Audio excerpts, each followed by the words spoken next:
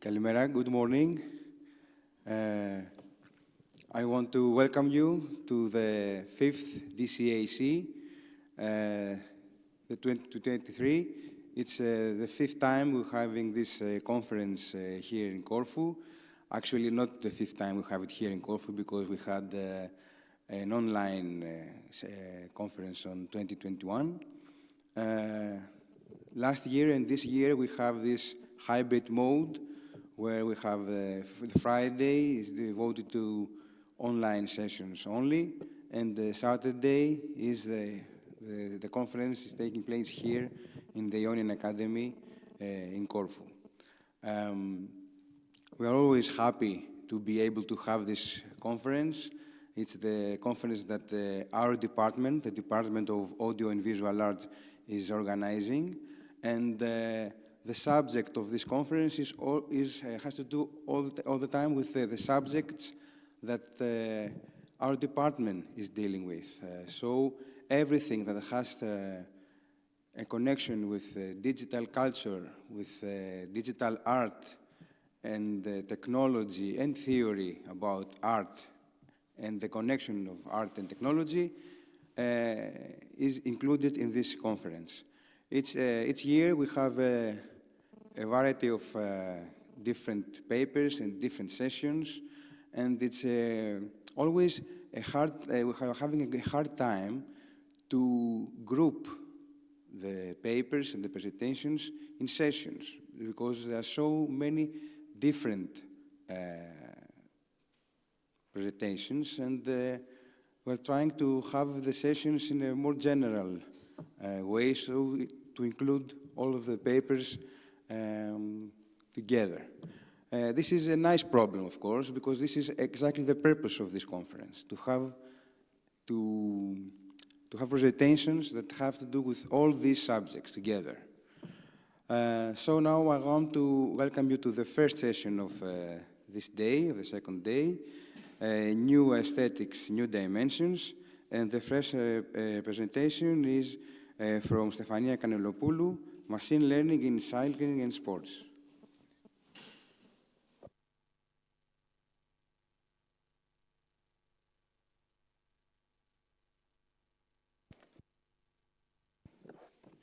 Είναι ανοιχτό. Είναι ανοιχτό. Ναι. Good morning.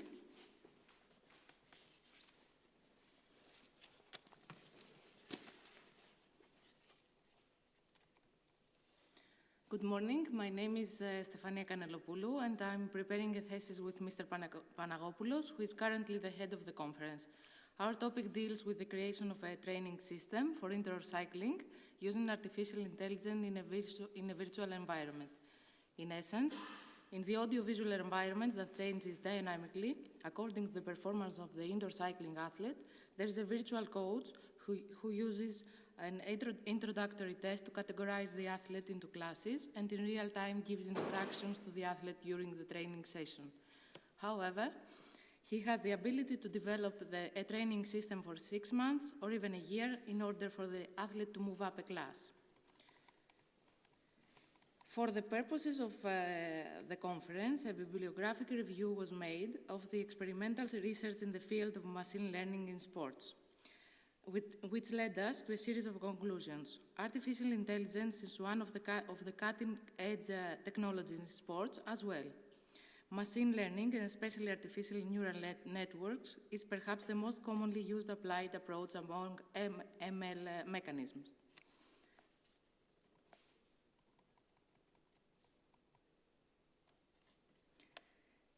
Puriker conducted one of the original studies of predicting results in the National Football League using an artificial neural network. It used data from the first 8 rounds of the competition and 5 features. Unsupervised methods based on clusterings were used to distinguish between good and bad clusters. Then, an artificial BP neural network was used. The accuracy achieved was 61%, and the ANNBP was found to be more accurate. Khan extended this work and achieved greater accuracy by slightly outperforming the NFL experts. Data was collected from 208 matches, and the selected features were pitch variation, turnover rate, away team, and home team index. The result of a home team, a value of -1, indicating that the team lost, and a value of +1, indicating that the team won the match. The first 192 matches were the training set, and the remaining rounds, weeks 14 and 15, as the test data set. Accuracy reached 75% in the 14th and 15th week matches. The results were compared with the prediction of 8 sport presenters, and respectively, the presenters successfully predicted 63% of the cases.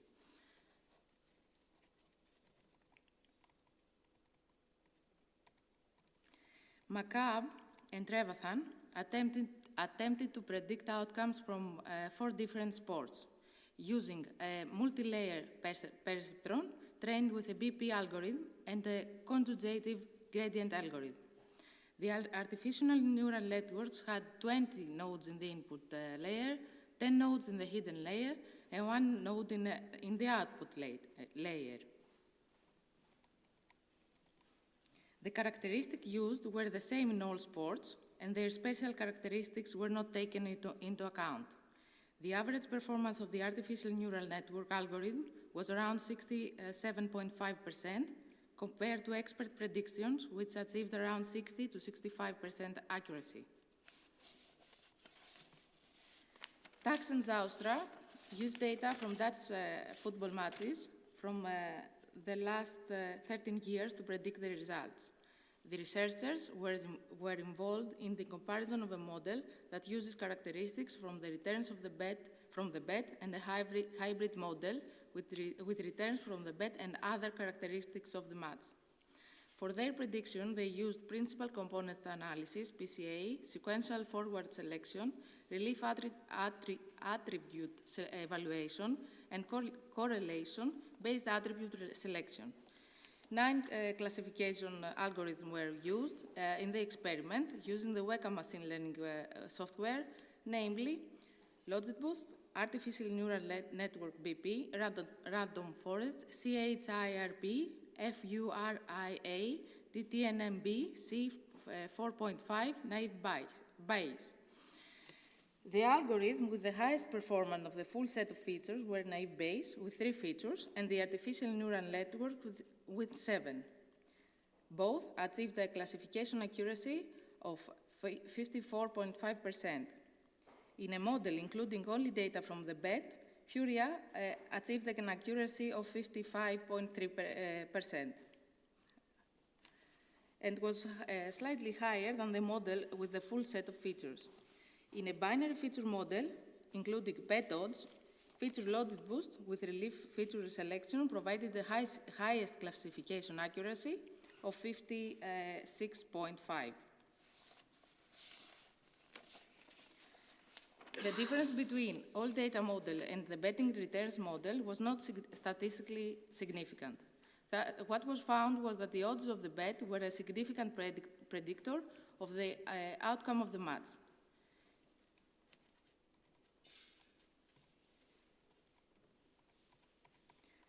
In non-team sports, machine learning models have been used to predict a player's performance. Mazik, αν έχουμε κάποιον Σλάβο να μας το πει, compared a neural network to non-linear regression to predict a javelin throw distance. What they wanted to examine was how effective neural networks can be in selected athletes and how much better they perform than commonly used regression models. The data consisted of 70 javelin throws, 40 cases for training, and 50 and 50 for validation and evaluation. In the matrix correlation and regression analysis, 4 significant predictive factors were identified that influence the distance the javelin is thrown. It was found that the best network architecture was 4-3-1. The throws of 20 javelin throwers from the Polish national team were successfully predicted using the models and compared with the actual throw lengths. Their results showed that the artificial neural network model predicted more effectively than the non-linear regression model. The absolute error of the network was 16.77 meters, and the error of the regression 29.45 meters.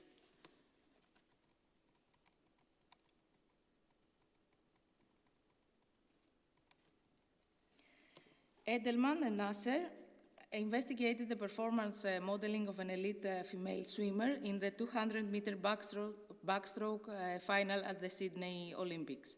Data were obtained from her performance in 90 backstroke events before the Olympics and from the 4 weeks of training before the event. They used an MLP with 10 input neurons, 2 hidden neurons, and 1 output neuron. The results show that the MLP was accurate and that the prediction error was only 0.05 seconds. MLP was compared with the linear regression and did not give an accurate result. Wiseman predicted the winning of BGA golf score based on the scores after the first round of a competition.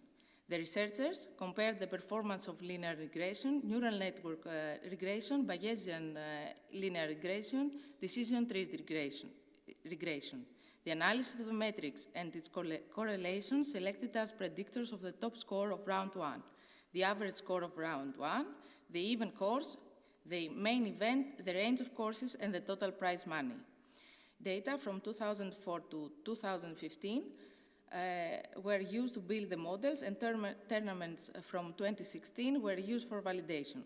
Linear regression and Bayesian linear regression were the best performing models on the 2016 dataset, predicting the winning score at 67% of cases. For the discussion, understanding the field includes understanding the problem of the modeling objective and the specific characteristics of the sport itself. There also needs to be clarified as to the goal of the model. The data can be found from the internet, or some studies have automated the process with an end user interface where users can enter data. Data quality is something to consider as well as class definition. Most work treated the problem as two or three class classification problem, and then made a win or loss prediction.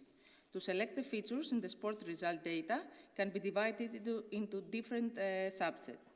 Tax and Zaustra examined, for example, how a hybrid feature model compares with respect to whether a set of features compared to the set of features which includes only the gambling alone. Of course, there are feature selections that are selected with feature selection algorithms. Ideally, the greater the experimentation, the more likely the optimal combination of algorithm features and performance. The bibliographic review of experimental research on machine learning produces useful conclusions to identify technical methods and patterns that we could rely on. The range of accuracy was between 54.5 and 75% when talking about predictions of sport results. This recall from high accuracy models leads to the conclusion that there is scope for more accurate models, need to simplify the complexity of attribute relationship in sports analysis. Is interesting, although the model prediction was more accurate than the experts in researches that examined this itself, predicting the outcome, and predicting the outcome is a complex process. Accuracy range in single-player sports in absolute terms is clearly better, with data quality playing an important role. ANN, compared to other algorithms, were in every case more accurate, with range of variation is again related to the quality of the features. About one-player sport, Characteristic data, collection to which data related, personal performance measures in the case of javelin, or personal results in the case of swimming and golf, do not appear to play an important role in the outcome of the experiment. Thank you for your attention. Thank you, Mrs. Kanelopoulou.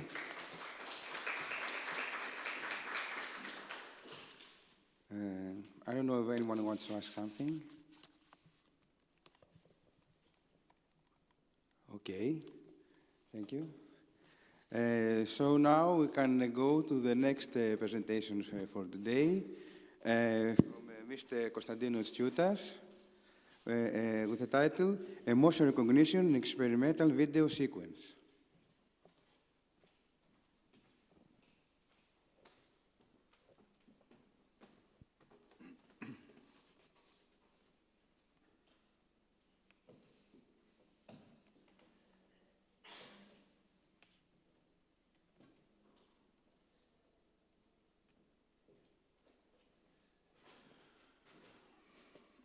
Okay, good morning, everybody. I am Konstantinos Tsutas. I'm a postdoc researcher at the Department of Music Technology in Rethymno, and I will present you a case study we conducted with Konstantinos Tiligadis, professor at the department here.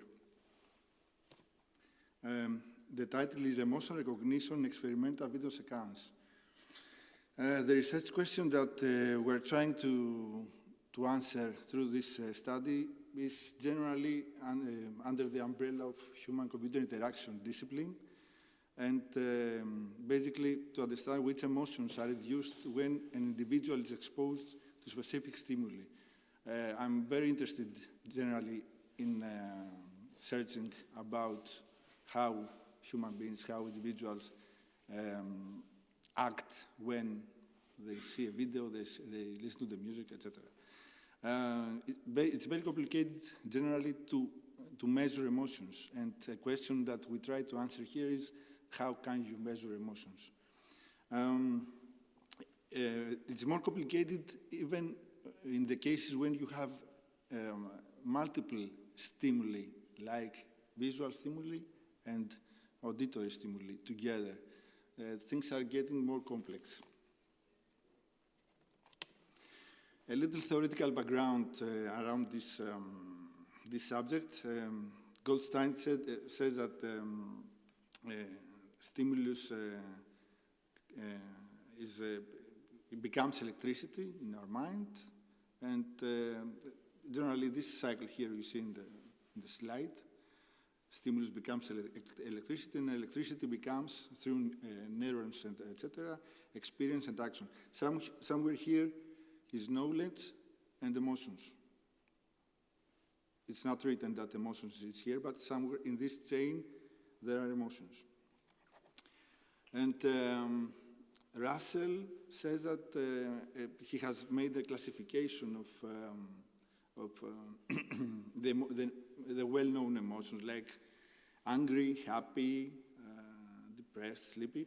In this two axis construct with the vertical axis showing the arousal, which means how sleepy or how exciting an emotion is. So we have emotions that may be very boring and emotions that they can be very exciting. And in the horizontal axis we have a sense of negative emotions like sad, and positive emotions like very happy. How to measure emotions? Okay, basically there are two basic methods, a category of ways to measure emotions. Subjective, with questionnaires and interviews, and another big category is the objective measures, like EEGs. You probably know what EEG is. Phase recording and analysis, which is the method that we did in this study. Galvanic skin response, where you measure the skin response of your skin when you see the stimuli. heartbeat, eye gaze, etc. Some of them are very expensive. EEGs are very complex, and the data sets of the EEGs are, you have to analyze them. It's very complex, but very interesting. There are many studies, generally,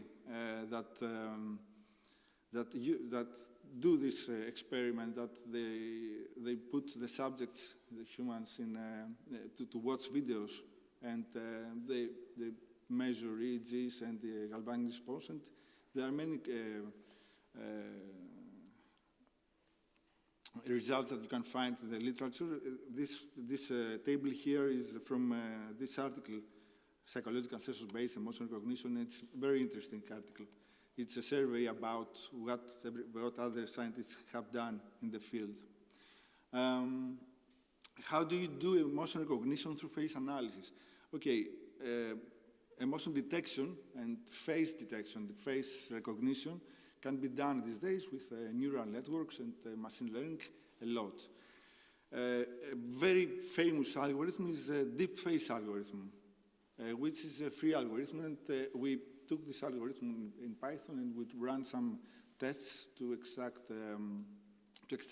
estimation for seven emotions: angry, disgust, happy, sad, fear, surprise, and neutral. For stimuli, we used a set of 2 experimental videos. These videos were produced during the COVID isolation period, and we uploaded on YouTube. These videos were basically produced by Konstantinos Tiligadis. There are 2 experimental videos. The first one was lasting for 7.5 minutes. And the other one was lasting about 4 minutes. The content was very complex, generally. Experimental videos, what do you expect? Experimental visual content, very complex, complicated alteration of scenes. Also, the audio content was enough experimental. There wasn't just music. It was a sound art by Konstantinos. I would like to show you just some seconds, if I will be able to do it. I don't know if there is sound in the laptop here. Yeah, okay, there is.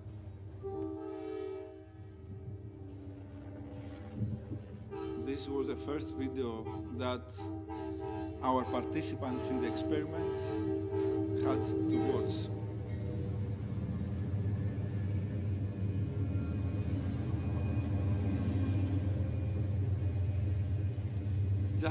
Just some samples to get an idea what the stimuli was.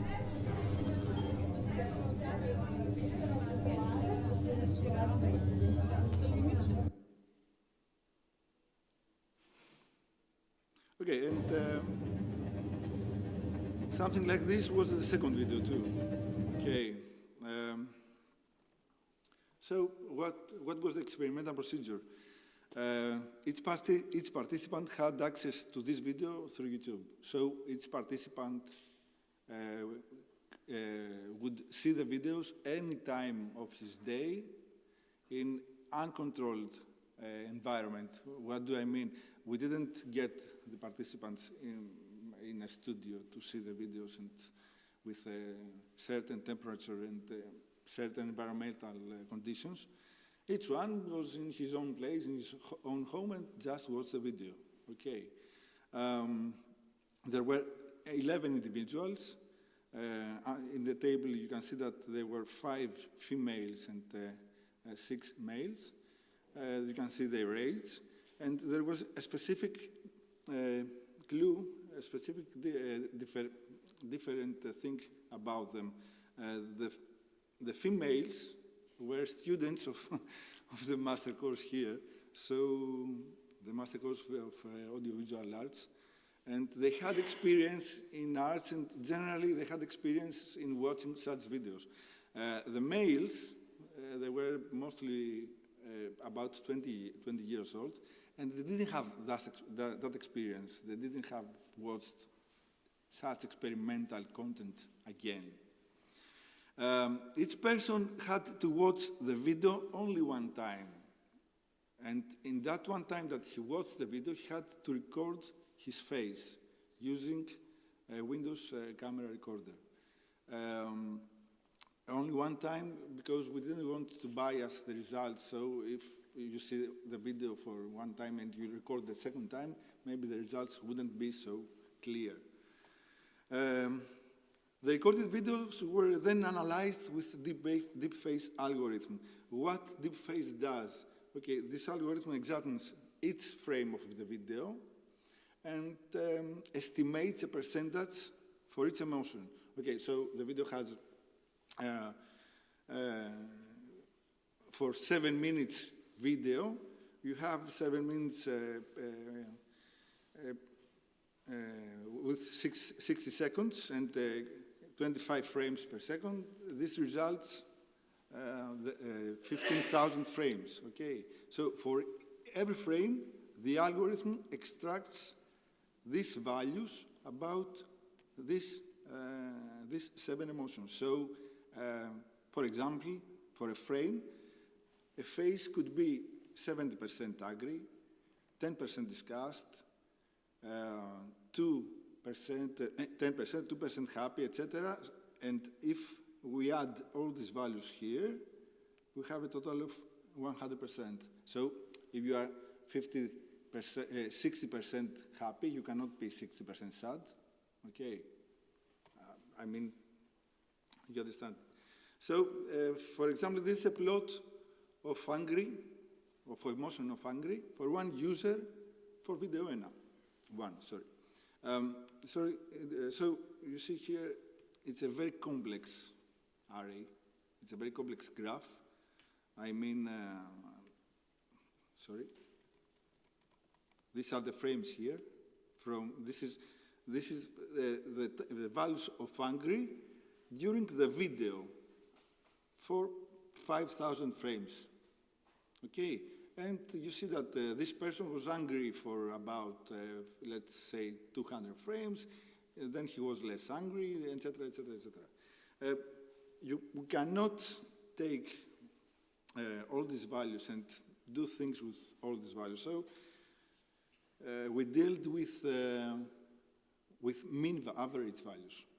Okay, so you see here for anger, for example, for 11 users for the video 1 and 11 users for the video 2. You see there is not correlation between the reactions for anger for all the persons. For example, this person here was very angry. This one was not, etc. But we did some descriptive statistics. You see in this table that the emotion for video 1, video 2, the mean value for all the users, the mean value. And if you can see here, for surprise, the values were the highest, 30% for the video number 2. And very big deviations for all the emotions. Disgust was not observed at all, very low values for disgust. Neutral was not observed at all, generally. Another point of view is with the box plots. With the green box plots, you see the values for the mean values for all the users for the first video, and with the blue one for the second video. You see a little bit difference from the first to the second. For angry, for disgust was not observed. Fear, in most of them, not in most of them, in angry and fear, you see a little higher values in the second video. But in happy and sad, you see lower values. I cannot explain why this happened. Finally, we did a MANOVA analysis, an analysis of variance for multiple measurements.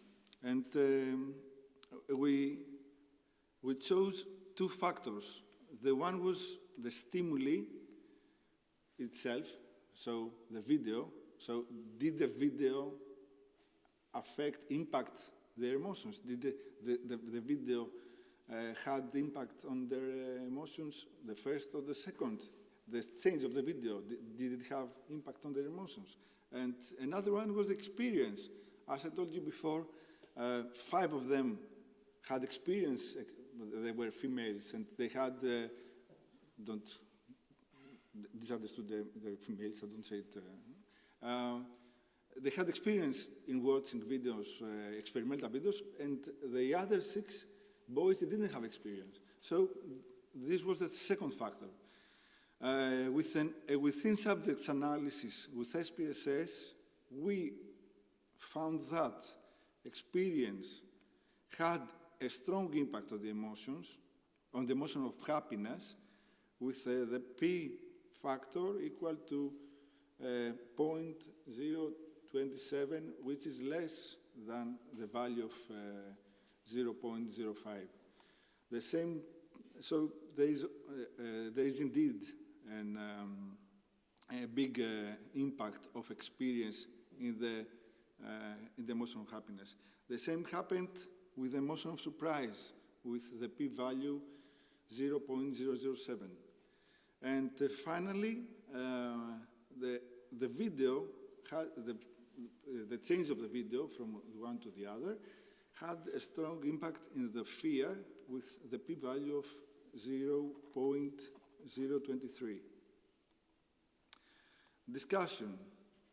Generally, emotion detection through facial expressions is very difficult task. You cannot deal all the time with the mean values. You have to see at each time what happens to the face when, for example, you see in a video a white screen and suddenly it gets black. What happens to the face of the subject? You have to see more precisely what happens in the graphs we saw in the previous slide. The expressed emotion, generally, when you express an emotion, is not for sure your felt emotion. You don't feel happy and your face is happy, for sure. It doesn't happen all the time, okay? So maybe you smile and you are sad inside. Each user, each person, each individual in these experiments has a dominant emotion. What is dominant? For example, if you see me, I'm neutral all the time. Another face may be all the time sad, like this. And this dominant emotion expression, dominant expression, it's better, it cannot change so easily when a stimuli comes. And makes the whole procedure of calculating emotions more difficult. An experimental artistic video is not the best solution if you do such experiments. We did this study because the videos were very interesting, and we had the videos, and we said, okay, let's make a case study and see what happens with the participants. But if you want to make a better experiment, you have to make a more clear, more precise stimuli. Music, no music. Light, no light. White screen, black screen. You will be driven to more clear conclusions. The induced emotions are quite different from person to person, as you saw in the graphs. Someone was all the time sad, some other was all the time happy, etc., etc. So you cannot draw clear conclusions. Future work, we want to repeat the experiment with more participants, and we want to examine more precisely what this alteration in the graphs have to do with the content. I mean, in a timeline to watch and check what happens with the stimuli and alterations in the emotions and the results, not the mean values. okay, the instant values. Thank you very much. Happy to answer your questions. Thank you, Mr. Tsutas.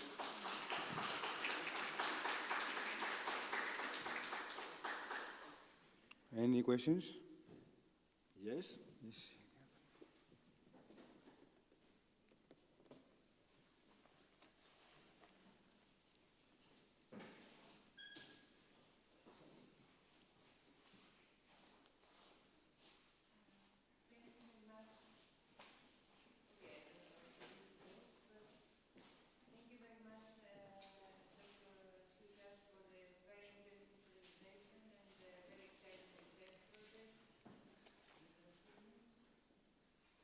Does it work or no?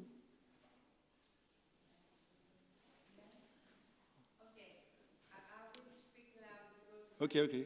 Yeah. Okay, I thank you very much for your presentation. It was very interesting and very exciting, the program, the project. I was wondering if cultural and social parameters affect our expressions, because I see people from different backgrounds Yeah. have different responses, and I'm not sure if this applies also to deepfakes or if it has a recognition of if I'm Mediterranean or if I'm expressing more my feelings to my face.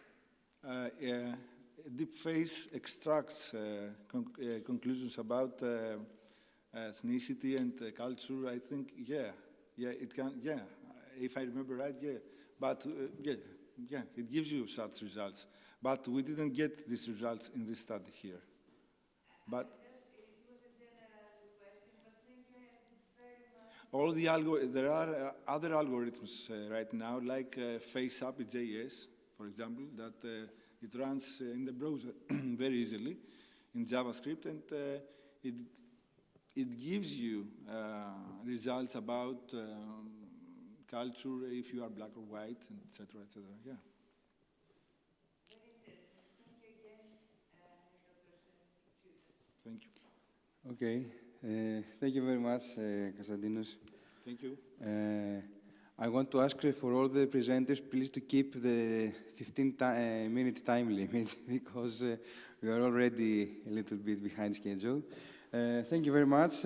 Now we shall proceed to the next presentation by Ms. Linardou. The use of technology by artists for the purpose of social and political criticism. The case of video art and neon art. Greetings. Perfect. So, as a PhD candidate in art history and political party history, I always deal with the political dimension in the arts. And for me, today was really pretty demanding because I have to connect art with technology and politics. But I think that it's interesting. One second. No?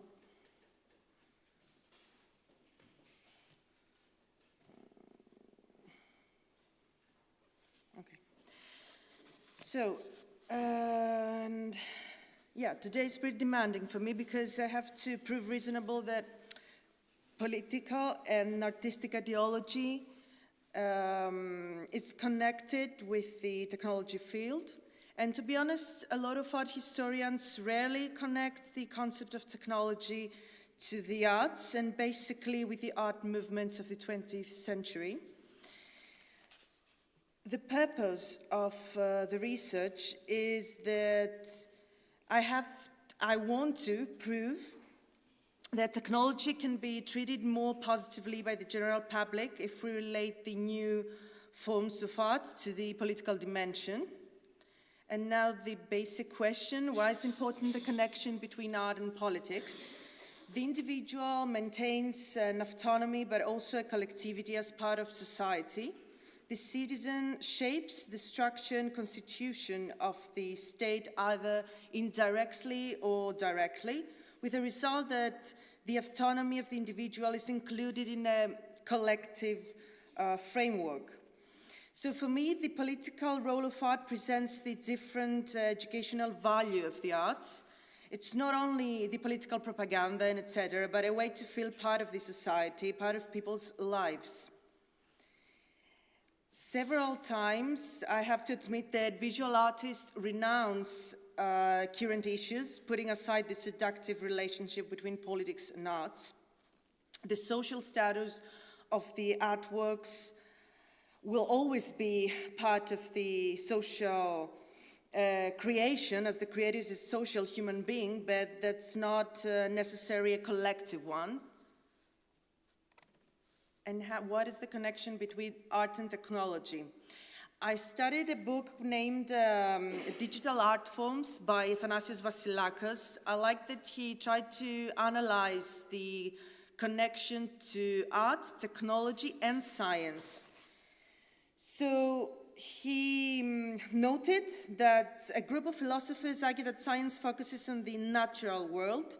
Technological innovators believe in the possibility of discovering universal truths. Generally, technology is considered the knowledge of how, while science analyzes the word why. He also said that art looks like a perfume because you cannot touch it. It's not easy to understand the art field. Now, what was the cultural, let's say, climate after 1945, and why we are dealing with the Cold War? Because the new forms of art, like video art and neon art, were utilized by visual artists during the 60s and 70s. So it's important to know a few things about the social and political background. During the Cold War, it was the ideological competition of USA and USSR, and New York became the center of West culture instead of Paris, which was the center of West culture during the interwar period. In 1995, Nigel Will wrote about postmodern arts. She marks postmodernity is only an attitude of mind promoted by the lifestyles of advanced economies. And what about video art? Years before the existence of video art and the use of video art by visual artists, in 1935, Walter Benjamin wrote a book named The Work of Art in the Age of Mechanical Reproduction. It's a book written in a Marxist concept.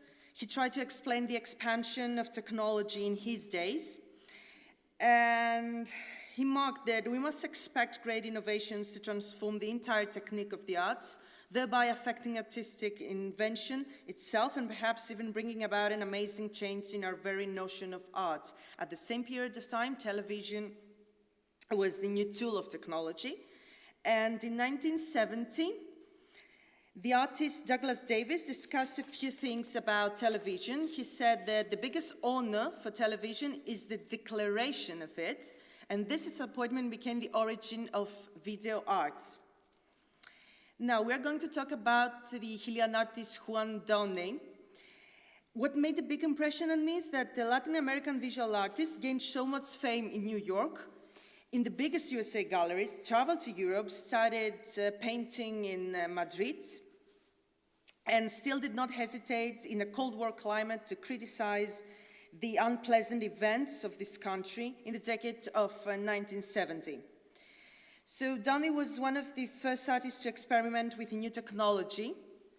He has received 2 Guggenheim fellowships. He was an associate professor at Pratt Institute from 1970 to 1993 until his death that year in New York. And how we are going now to connect the video art with the political dimension of the arts. The revolution had begun in Chile during 1970, but it wasn't like the revolution in 1917 in Russia, because there was no armed patrol. Chile in the 1970s was really one of the few countries where the people managed to consolidate a socialist party in the name of popular unity without the use of violence. So in the elections of 1970, the cenaspism of the parties of the popular unity won, and that was a problem from the Americans, of course, NATO, CIA, etc. So what happened? In turn, NATO is preparing for a coup, and Allende's was killed by the captain Roberto Garrido when he crossed the top floor of Santiago's Presidential Palace. He started shooting the secretary of Allende, then he aimed to Allende, and Allende shot back with a gun that was given from Fidel Castro. Of course, it went through a research, and the tanks that entered the Presidential Palace came from the USA Army, and the gun that Captain Garrido fired with is American, and the bullets were American. So what Juan Downey did, after the dictatorship of Augusto José Ramón Pinochet Ugarte, that was started in 1973, Juan Downey, in the piece, in the beginning, he recorded a theater group called Aleph while he was performing the play. At the beginning, there was Life, with which he directly criticized the Chilean privileged class that supported the military coup. The actors were persecuted, jailed, and some tortured by the Chilean military. That's a quick overview about the video art and politics. And another kind of art which is often used today, I would say much more than the video art, maybe.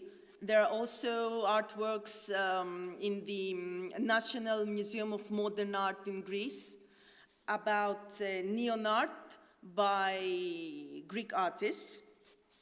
And what I really like in neon art is that the public usually thinks that neon light has LED light, and I always try to explain the difference and why the artists prefer the neon art, the neon lights for the artistic production. So electricity, of course, was harnessed for operational purposes, and along the way became an important part of commerce. The fancy lights that trying to keep the shops alive, let's say, in quotations, at night while reminding the tourists to stop. So neon has been traditionally associated with advertising bars, restaurants, and dinners. At the end of the 20th century and into the 21st century, LED lighting and neon lighting began to be used. Many times, the two different types that I said before are confused, maybe because the effect is quite intense. So nowadays, many companies, of course, use LED lights because they are cheaper, even though if there's a bad impact to the environment. So LED lights and signs are created using light-emitting diodes, which are strung closely together so that the light they emit overlaps and creates a steady source of light. LED signs are usually lighter and more protected than neon lights. So neon lighting is that it comes in a handcrafted glass tube. Neon tubes are beautifully crafted, but they are very fragile, and there is a risk of damage to the tube if handled incorrectly. Recently, real neon is making a comeback as many artists are using it for the art pieces and projects. Many influential artists like Dan Flavin and Tracy Emin. Here's an indirect message to politics, and I will explain why. Tracy Emin was born in 1963 in London. Nowadays she lives and works between London and south of France and Margate, UK. Her art is essentially autobiographical. She's well known for the neon art and installation art, but in 2011 she became a appointed professor of drawing at the Royal Academy of Arts, London. Now, what happened with the artwork? More passion. Neon signs have remained so popular with businesses. But as I said before, the traditional kind of neon light, which reminds us Las Vegas, another kind of something commercial, I would say. The neon light itself brings us no quotation of old school glamour. These lights are especially interpreted in relation to color. So I tried to explain the artwork in a reference to technology, art, politics, and semiotics. Semiotic science is dealing with the the signs, the core is how meaning is created and not what it is. So we can collect the signs, image, words, and other elements, even if it has to do with technology. So I focus on the book of Ioannis Karpelos, semiotician and professor of visual culture at Panagopoulos University, dedicated a chapter in his book Uncertain Points, which is called De Coloribus Dispuntantum. He marked color was considered the secondary characteristic of art and was classified by philosophy as an inferior form. Today, various sciences deal with color, from philosophy to linguistics and semiotics. The authors refer to the cultural significance of color, which alone allows colors to be included in a semiotic system. So the artwork More Passion is composed in red hues. Red is a really passionate color, symbolizing love, sexuality, strong emotions, power, aristocracy in reference to the 18th century in France, even something sexually illicit. Thus, red neon light is what we called la passion. The material of light, the color of the sign, is analyzed as part of the semiosphere. And now, what about the dynamic of the semiotics? Image and words. Image, to simplify things, in the word passion, Tracy Karim adds more passion, and it had to do with the British government in 2010.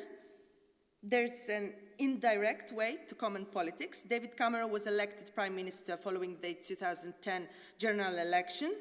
More Passion was made in 2010, gifted to David Cameron and Nick Clegg's coalition government in 2011, and it resides in the terracotta room in number 10 Downing Street.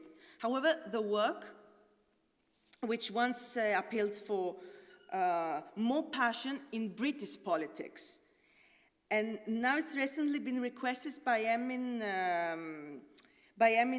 herself to be removed from number 10 because she called the Tory government shameful during the national lockdowns. Emin has called for the work to be relocated.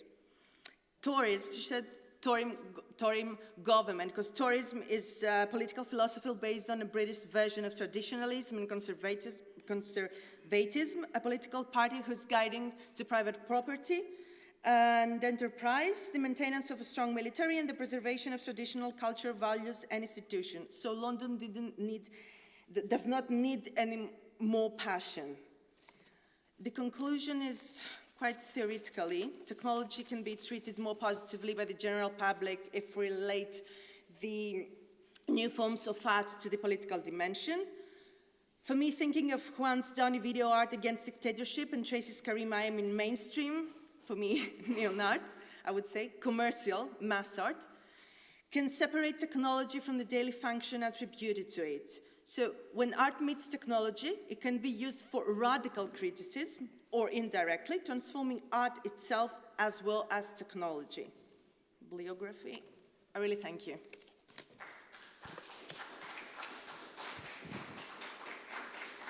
Thank you, Ms. Leonardo, for your very interesting presentation.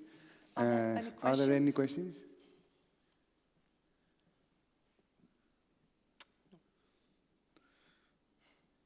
Marianne, no questions?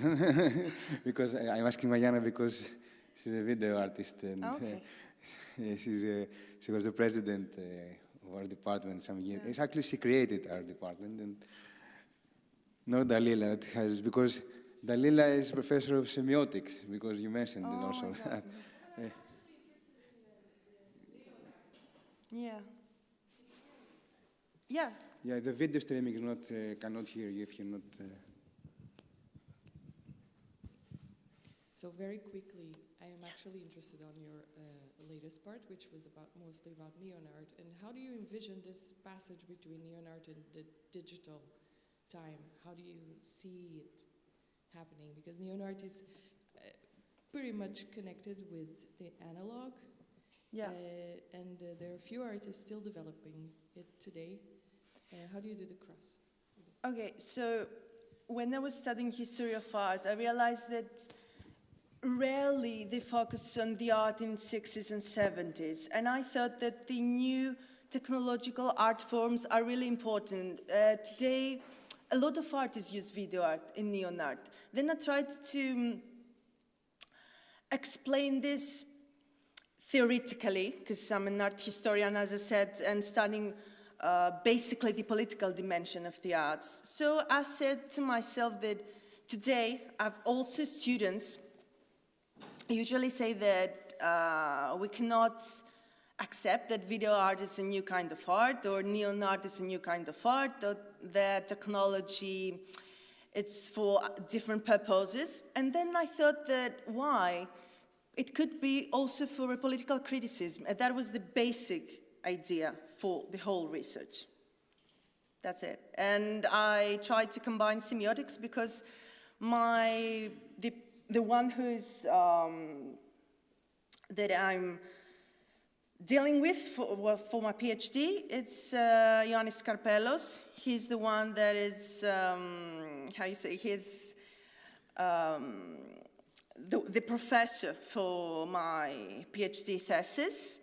And I think that he's a really good semiotician.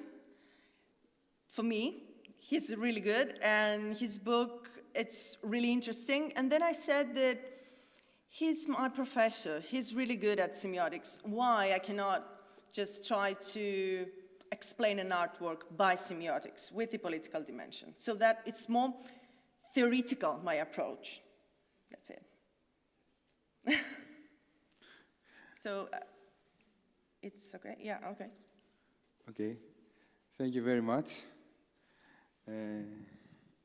Okay, I think we shall proceed to the next presentation. Thank you, Mrs. Leonardo. Thank you. The next presentation is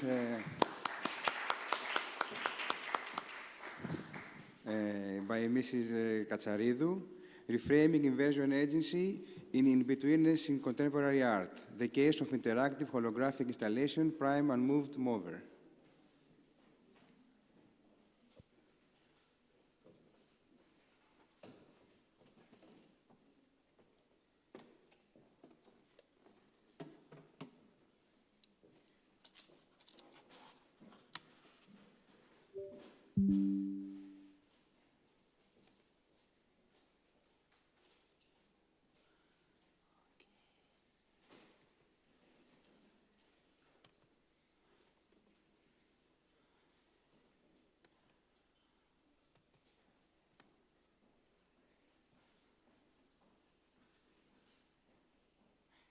Apologies for the delay. I just wanted to open my presentation, and I would like to thank you all for being here, and the Department for Audio and Visual Arts from the Ionian University, and congratulations for the conference for semiotics that you will host in Pandio.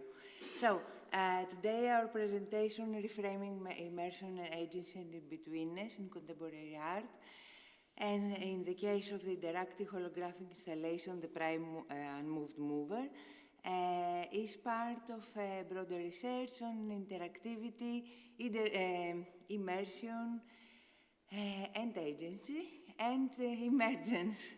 This will be a very fast, I hope, and small part of our research.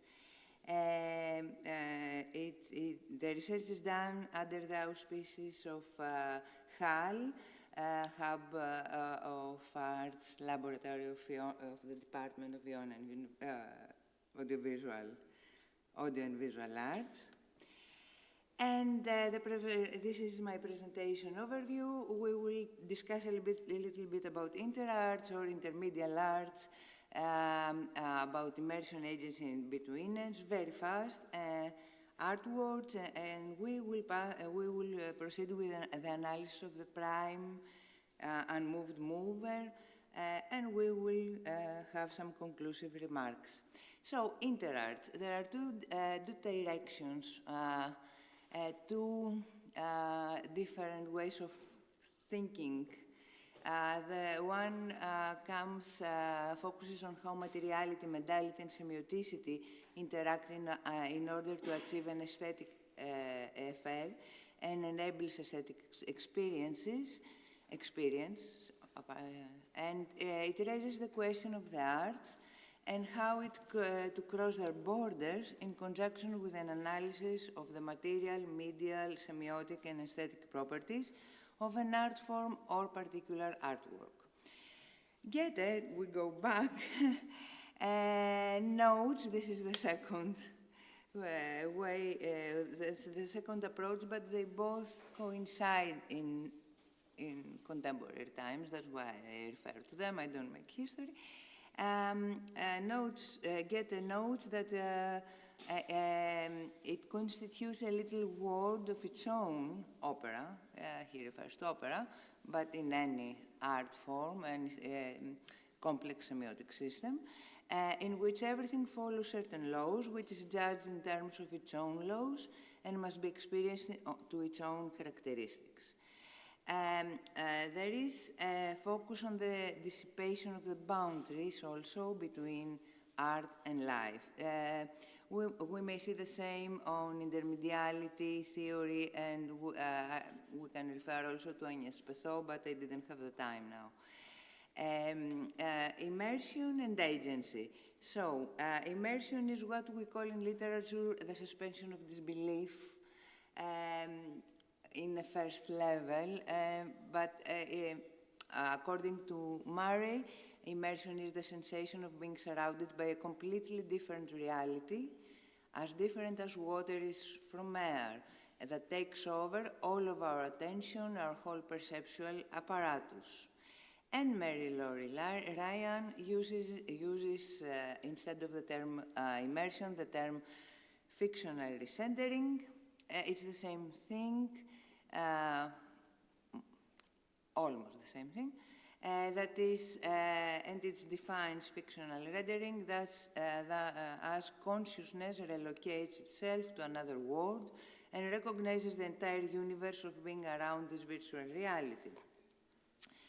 So, sometimes we have emergence too, but I just put it here because we have some emergence in our case study.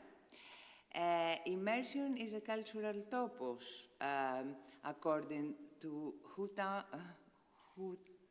and apologies to Hutamo that I never pronounce it right. While there are two theoretical positions about the relation between immersion and agency, entering an art world is always an act of agency. When I say two theoretical positions, I mean there is a theoretical position that claims that without agency we don't have immersion, and the opposite that says that too much agency makes us disconnect from the suspension of disbelief. So we're in our physical world, try to decide what to do, how to do it, what decision to take, and so we disconnect.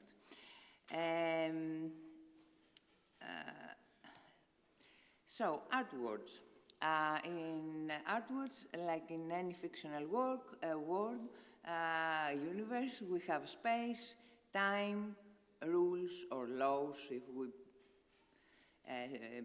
talk about a bigger universe, inhabitants very often, or visitors, and media in general.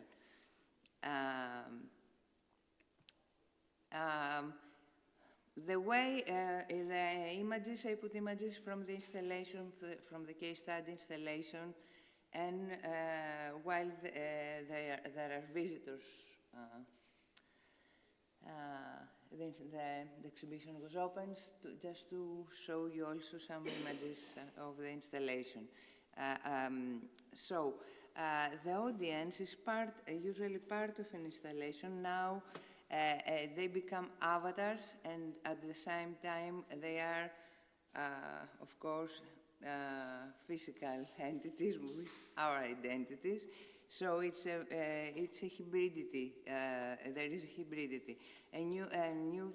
Contemporary technologies allow us to have hybrid forms of art and of installations. Interactive installations are very old.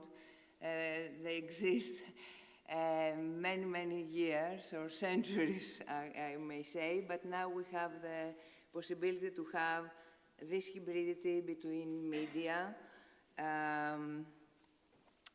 And I will pass, because I don't want to surpass, to pass a lot my time, to my case study, to our case study, the interactive holographic installation Prime and Mover, created by Professor Konstantinos Tiligadis, uses contemporary digital holography and audio interaction uses presence sensors. The installation's title refers to Aristotelian concept of the prime unmoved mover, its nature and its relation to the world regarding the questions of creation, providence, and knowledge. So it has also a very strong philosophical base for anyone who wishes to delve in it. Aristotle studied the perceptual movement of the world, and he attributed its beginning to the prime mover, who is beyond time. He is not interested in the world, even though he knows the world, but most importantly, he is not the creator of the world. You may find this all prime and moved mover theory in his metaphysics and in his physics books.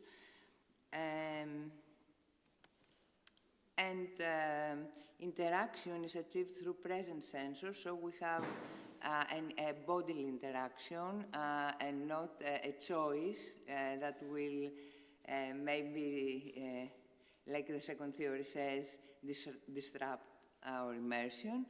The sensors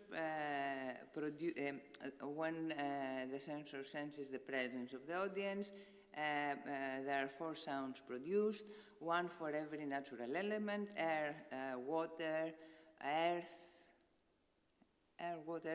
and I'm sorry? Yes, fire, I forgot. I'm sorry, I'm stressed. And there is a 5th element, ether, who is symbolized with the 2 3D holographic hands. And let me please, it's interesting, I will show you a video from the exhibition because it has a lot to do with the visitors. I don't want you to show only the installation, but I believe the installation is changing every time depending on on the audience. So bear with me, this video, if it please.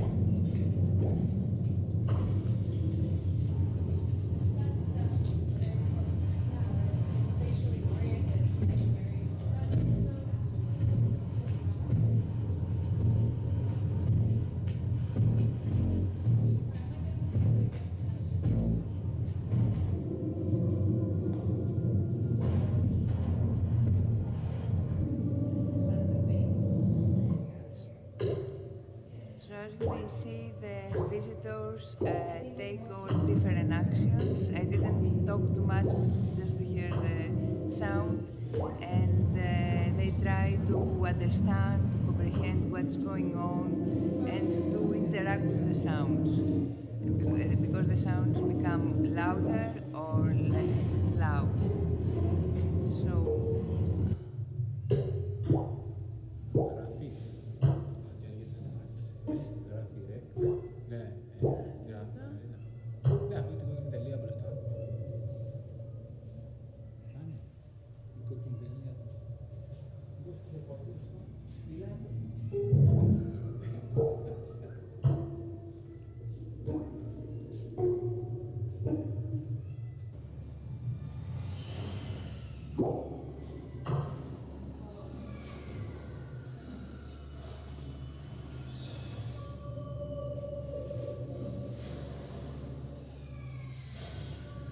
And here is something very interesting. They use their cell phones to try to understand what is, because it's very high, the column, what is up in the upper side of the column. They take photos and they try to analyze like this. So I will cut it here. I know it's maybe early in the morning. And it's very interesting, a very interesting installation, and very interesting the reactions of the audience.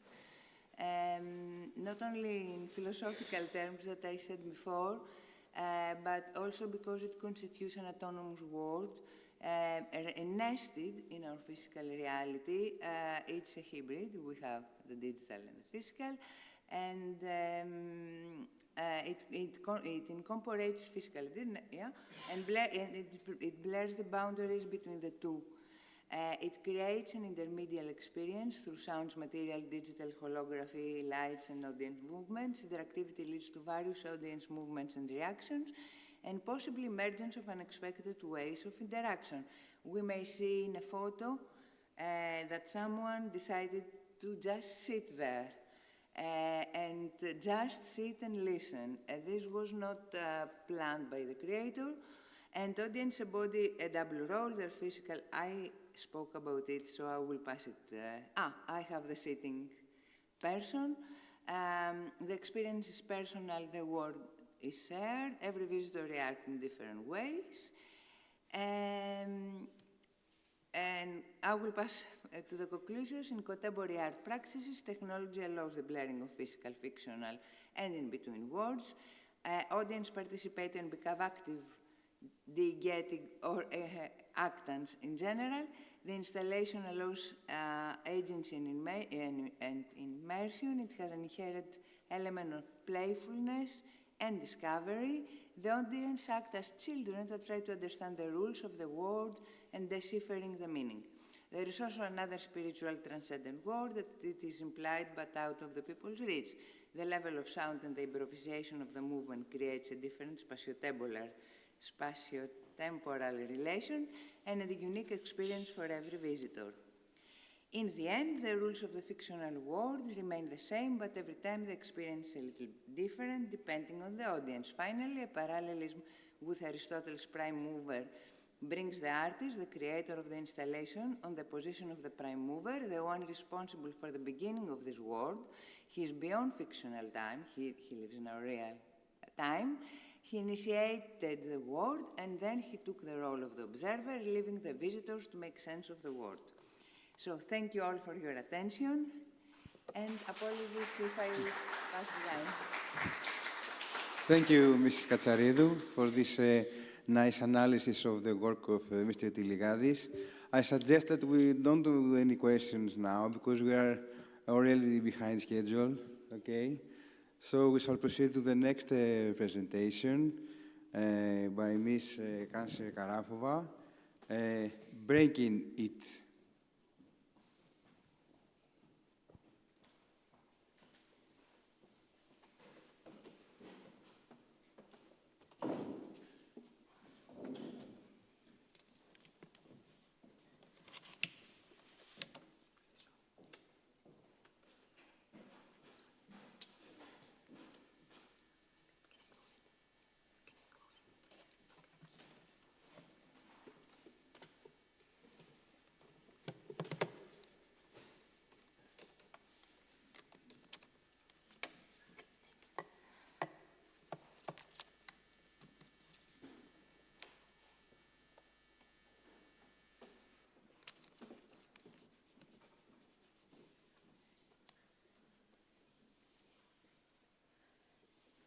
So, hello everybody. My name is Liana Cencer-Garafova, and I'm here as a visual artist. My artistic research has long been concerned with human perception and the ability of objective interpretation. In my recent work called Breaking Bit, I deal with the reality model, relationship, and the viewer's position within it. In my artworks, I mostly focus on discovering the possibilities of cognition and cognitive processes based mostly on current research in science and its reflection in the creation of sophisticated spatial installation or paintings. By using optical illusion, I led the observers to the hidden spaces, which not only refers to delusions of our senses, but at the same time, it opens doors to subjective perspective. At the beginning, I would like to summarize the questions I was asking before creating this work. All of them were questioning the nature of reality, whether the world is recognizable, whether there is an objective world beyond our human observation, and what is the role of language within it. How can we explore our whole world? Can we rely on our senses if their capabilities of evaluating and storing information are limited? And what if we became a victim of an illusion?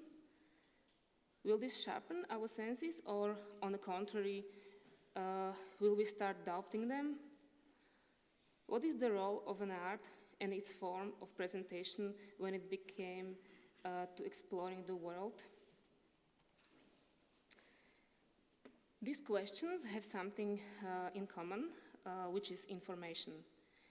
In physics, the creation of information is closely related to the process called symmetry breaking, and the theory described by physicist John Wheeler called it from bit.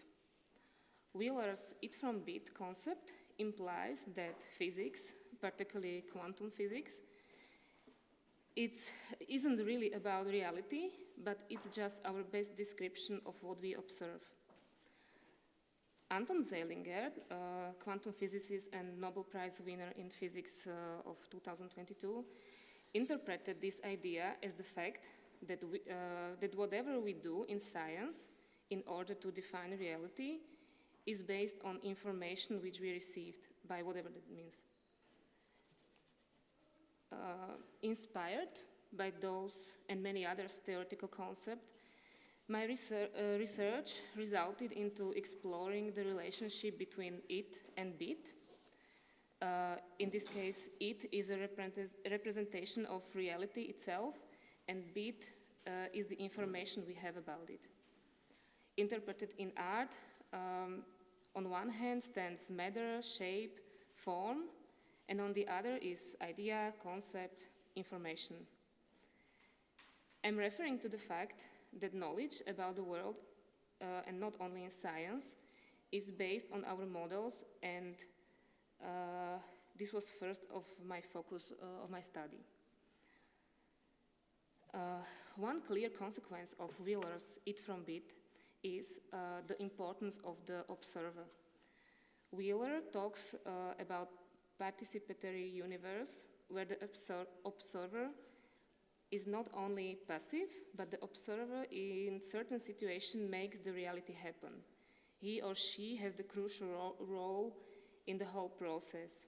And this was a second focus on my study. The simplification via models helps us to grasp the complex reality. For example, physical theories can be interpreted as models of the world, but they do not represent reality as it is, but as we mind it to be. Even though these theories are verified by scientific experiments and examined phenomena are isolated from the reality because they occur in artificially created conditions which do not exist in real. And my artistic models are very similar. I have created scaled models of real galleries and installed my own exhibition inside of those scaled models. Of course, those were not possible to enter by observers physically because they were too small. Some of them was accessible to view indirectly via the holes with the lens or via cameras. The camera here represents an extended human receptor, like an analogy to explorers we are sending to outer space with the aim to get the information, such as images, noises, or samples from the places we are not able to reach with our own natural human receptors. The information we received via those non-human senses differs from what we are able to perceive directly.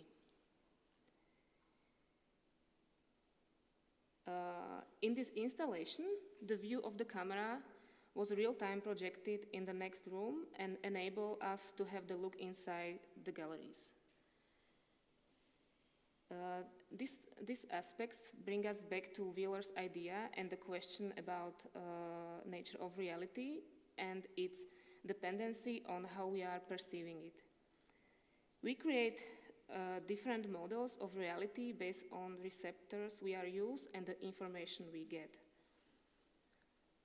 Here, another, but not less interesting level of the project is exploring whether these artificially created conditions of the models are enough to create and deliver the artistic concept or the artistic idea. The question is asked both ways, me as the creator of the models and the actual viewer. My models are based on real galleries located in Bratislava that are recreated in the 1:10 scale and presenting not existed exhibition of mine. However, they are not just trial shows. The miniature exhibition offer experience of their own. I do not just test how my pieces would work within the premises, but what are the venues actually able to present. And in this part, although not intentionally, I touched upon institutional criticism by pointing out the project, mainly of young artists, are often forced to live just on paper. But back to the main topic of my presentation. In the next room of the exhibition, the observer saw the real objects, positioned into the shape of an architectonic tower 4 meters tall. Means that the half of the models were positioned about average human eye height and therefore were not accessible directly by observer's look. The camera provides the view from specific angle for certain amount of minutes, as it was constantly moving in about vertical axis from the floor to ceiling. The observer is given a difficult task, as they are confronted with the physical limits of their own bodies, and they can only enter the models through an illusion. This rather difficult access leaves the observer oscillating between physical material presence, confronted with using rough materials of outside the models, and distant illusion of reality represented by refined, manually created, scaled painting or drawings. To attend the exhibition for the observers means to become a participant of a sophisticated game. The important is not in the look, what we see, but how we interpret. And it is just the space of fine art where the spectators has decisive status during the artwork interpretation. Here appears another question. Was the viewer situated inside or outside the exhibitions, or in both at the same time? With this idea, I experimented in another of my installation. This installation space consists of 2 rooms. In first room was a real scale installation, which is on left picture. So the observer was able to enter and discover the optical illusion with his or her sense directly. In the second room, which was the right picture, was 1 to 10 scaled a cardboard model of the same situation, which was only able to be observed without being part of it. Here's how the model looked like. In the second half of the model, there was another trap. When the observer came closer, he or she saw his own body projected inside this model. In this way, the distraction between subject and object is lost, and the observer is in a kind of superposition. Here, the direction comes from the real scale to the model scale. On the other exhibition, I experiment with different direction, means that the paper model was scaled up to the real dimension of the gallery. So basically the visitors can move inside the model. I had another opportunity for an experiment, and by this occasion, I replaced the moving camera by a staircase. The viewers got another exercise here, and in the aim to saw the exhibitions and explore the models, they have to physically go up to the stairs. This gives the observer the control over the height and the angle of observation, but on the other hand, the physical distance enables them to get closer enough to see what is inside. The inside was only presented virtually as a large video projection in the separate room at the bottom part of the same gallery.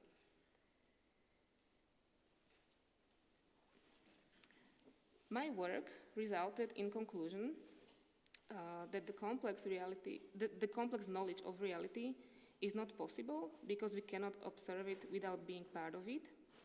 And every attempt of objectivity is fruitless in advance because each and every observation is connected with our subjective experience.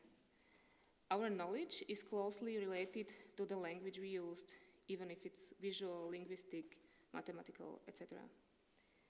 It and bit cannot exist without one another because they need and depend on one another. Thank you for your attention. Thank you, Ms. Garafova. Maybe we have time for a short question.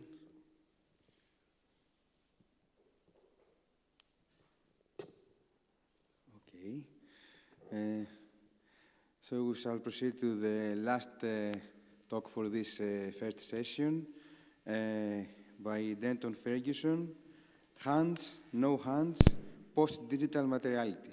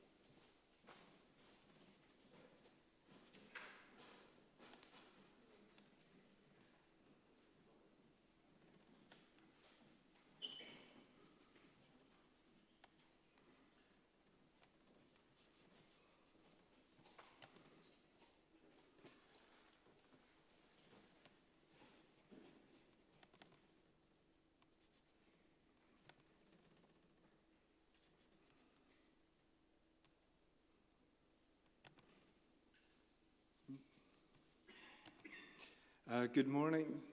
Thank you to all the organizers and the presenters today.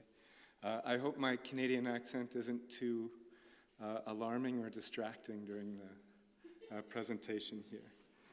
I do need a bit of help reading Greek to open this full screen, though. If someone is available. At the bottom?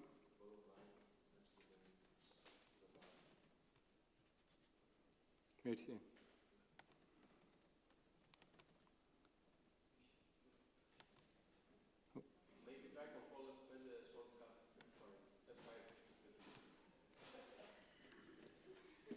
Sorry.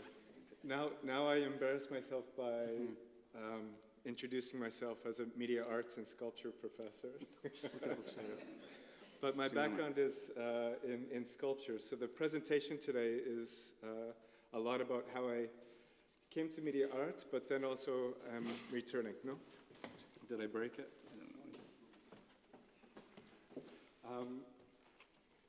Last year I had the chance to have a sabbatical, a study leave, and went to Madrid to do a master's in parametric design and digital fabrication.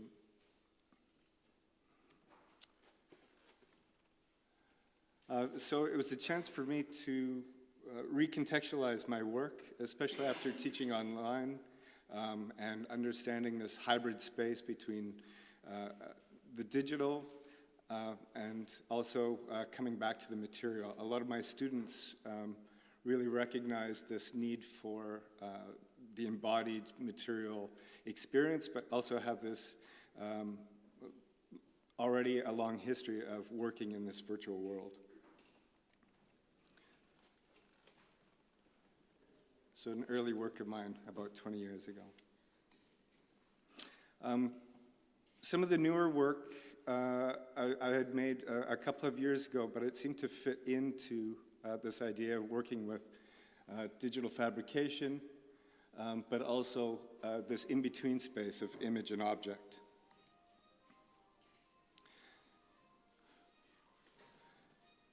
So here is plywood cutouts with motors, and I combine it with hand-drawn animation. If the video plays here.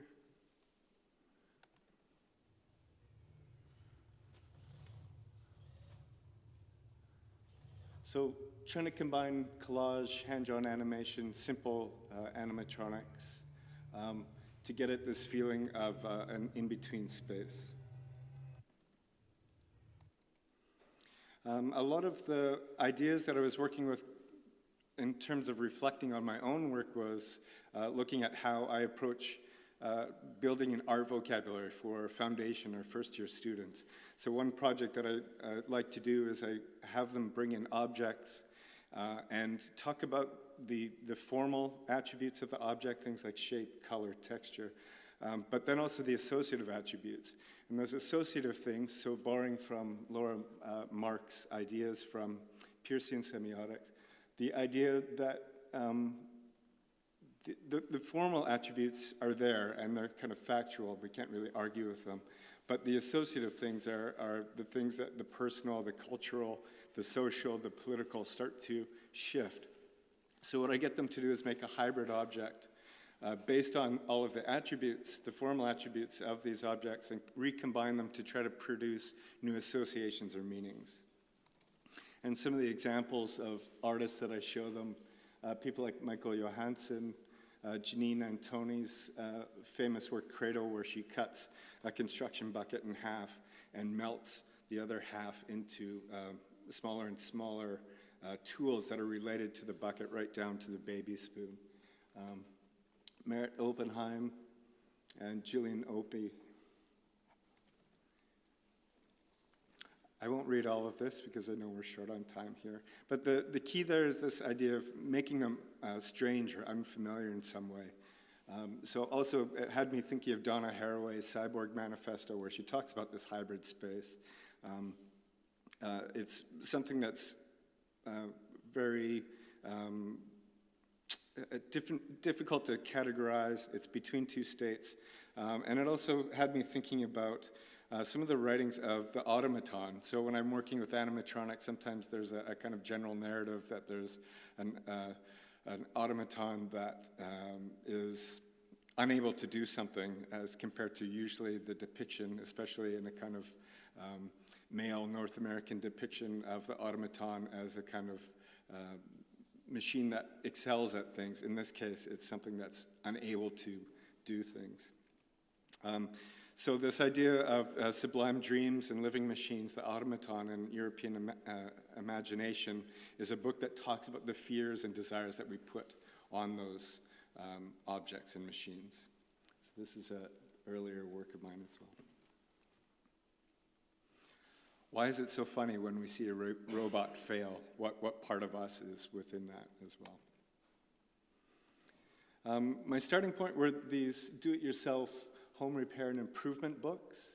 And the course that I was taking was largely populated by engineers and architects. And so the other question there was how to fit in as an artist. So these books were really helpful, Collage and Architecture and the Embodied Image.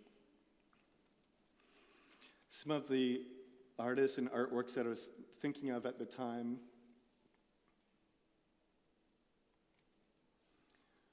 And then some of the parametric programming that took place. So I used this idea of hands and no hands as a way to point towards the digital, but also the material. So borrowing from those books and working with hand-drawn animation, developed some systems for working within parametric design.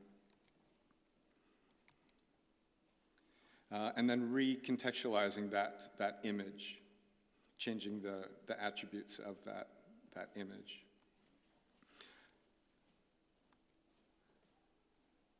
I'm just flying through this here so we can get to the fun stuff. So this idea of having the hands both outside and inside of the image and working with some simple cross dissolves, but also working with the physical cutouts and working with digital fabrication and the animatronics to heighten that.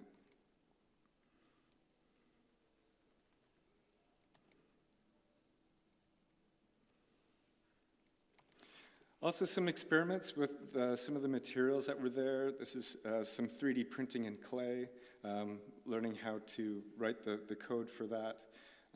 Also 3D printing some specialized mounts for the linear actuators for moving elements. And then just redesigning some of the images to look at laser cutting and CNC routing this material.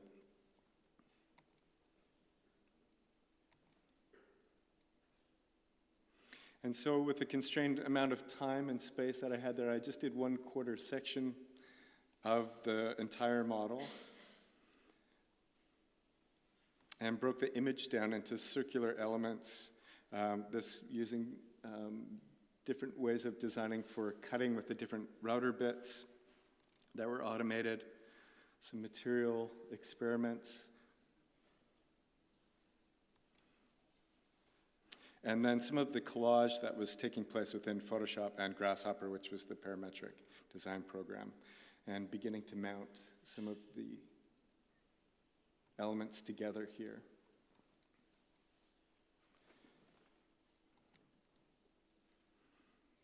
Here's just a quick video showing some of the experiments. One aspect of the collage was that as the hands move, the collage shifts and changes as well with the projection. Using something, if you're familiar with any of the Grasshopper, the point attractor, which is a really famous program within Grasshopper. And I'll maybe just end with a short video of one of the previous works that was referenced there until I finally finish the other work that I've set up.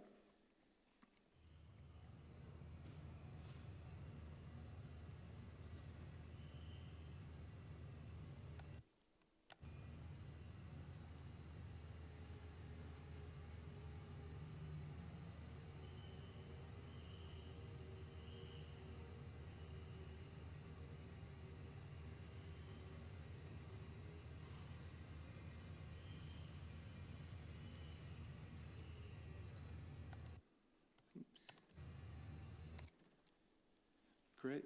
Thank you very much.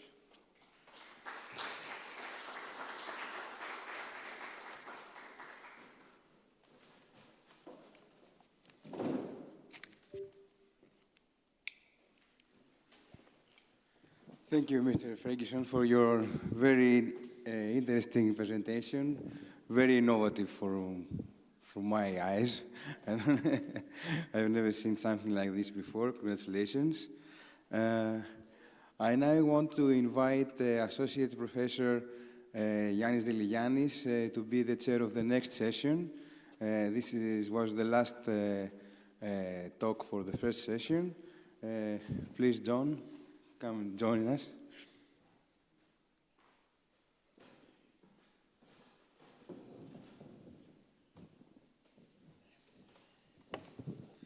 Good morning, everyone. Thank you for being here. And also, okay, I have a problem, yes. Because we have run out of time, I'm going to proceed directly with the next presentation. The title of the next presentation is 4D Hypersphere Perception, an educational interactive VR application designed for techno artists. And the authors are Harilas Gounaropoulos, Nikos Kanellopoulos, our ex-president, and Panagopoulos Kontardas.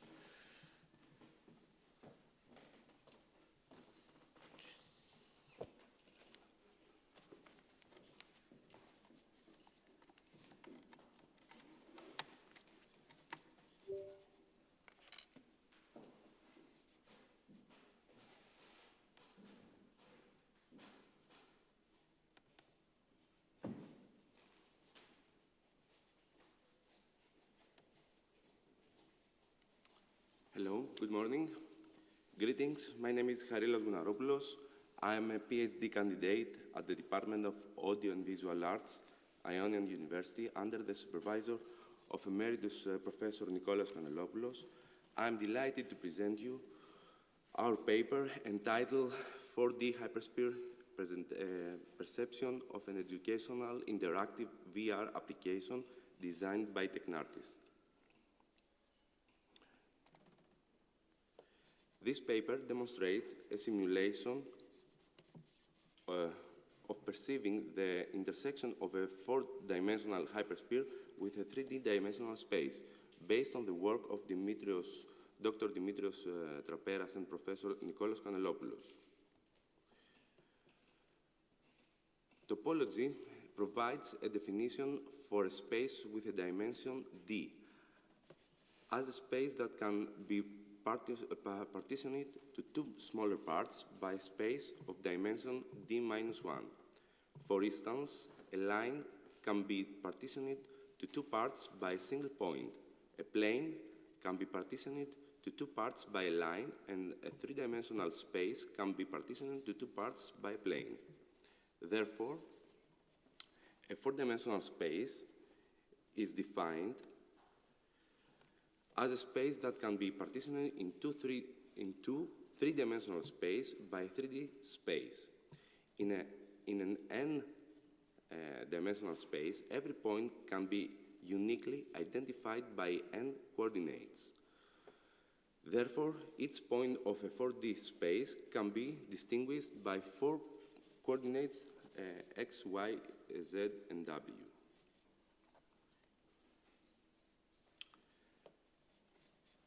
Within a 4-dimensional space, a set of points that are equidistant from a specific point, known as the center, defines the 4D hypersphere, which, for simplicity, we are calling it hypersphere. It is analogous to the cycle in the dimensional space, two-dimensional space, and the sphere in the three-dimensional space. Consider figure A. See a sphere passing from left to right through a 2D space. That is a plane. Here we are. The sphere passes through a plane. The intersection of the sphere and the plane results a cycle which starts on the left as it touches the plane with a 0 radius. We can see a point on the right-hand side grows to a cycle of maximum radius equal to the radius of the sphere. See the center diagram in figure A. here. The point that grows up like a cycle, and here is the, from the front side, the maximum radius. And finally, as it exits the 2D space, on the right decreases to a point and disappears when the space completely passes through the plane. The cognitive perception of the hypersphere, as with other hypersolids, can be achieved by intersecting it with a three-dimensional space. Consider in a hypersphere in 4D space as shown in figure B. We don't know the shape. That's how it is blurred. Here is the 4D space, and here is the 3D space. When the hypersphere enters the three-dimensional space, that is, it intersects with the three-dimensional space, it appears as a sphere with an almost zero radius. This sphere, then grows until it reaches its maximum radius, the radius of the hypersphere, and finally it decreases until it disappears and as it exits the 3D dimensional space. So on the right-hand side of the figure, here is the pass of the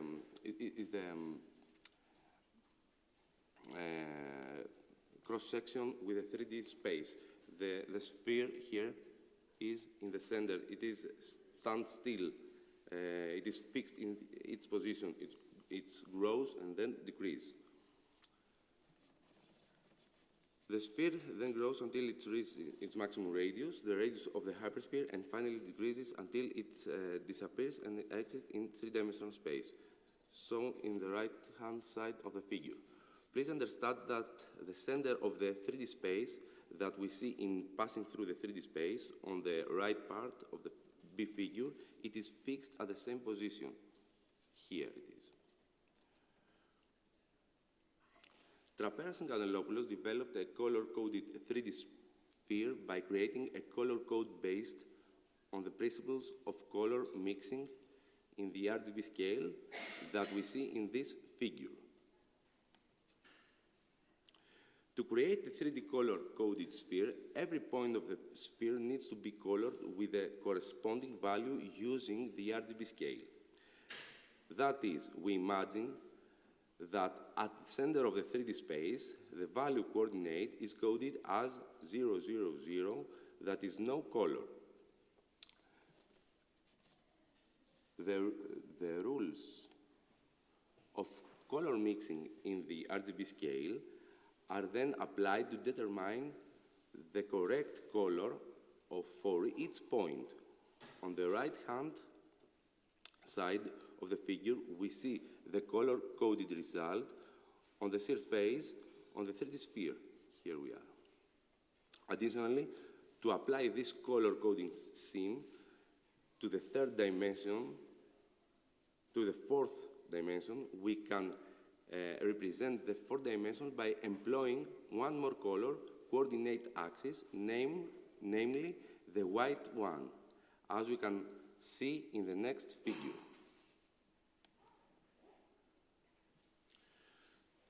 Strapatsakis and Panagopoulos' method for perceiving the hypersphere involves coloring every point on the hypersphere based on its coordinates on the four axes. Specifically, the x dimension is represented by the red color, the y dimension by green, and the z dimension by blue. And the fourth dimension corresponds to white color.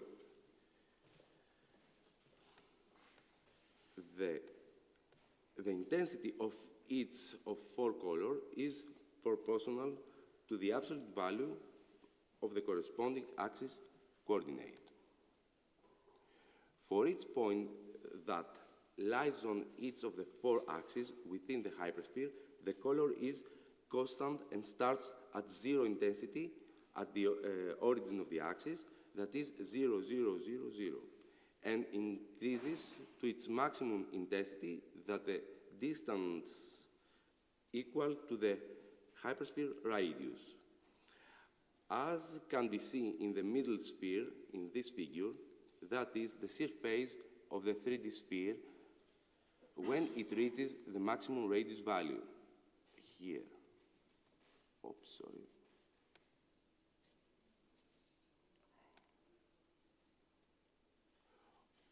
All other points on the hypersphere are colored using the RGB color code mixing of the 4 colors, with the intensity corresponding to the X, Y, Z, and W values. Note that each of the 4 lines of this sequence correspond to the hypersphere entering the 3D space along the white, green, blue, and red dimension axis.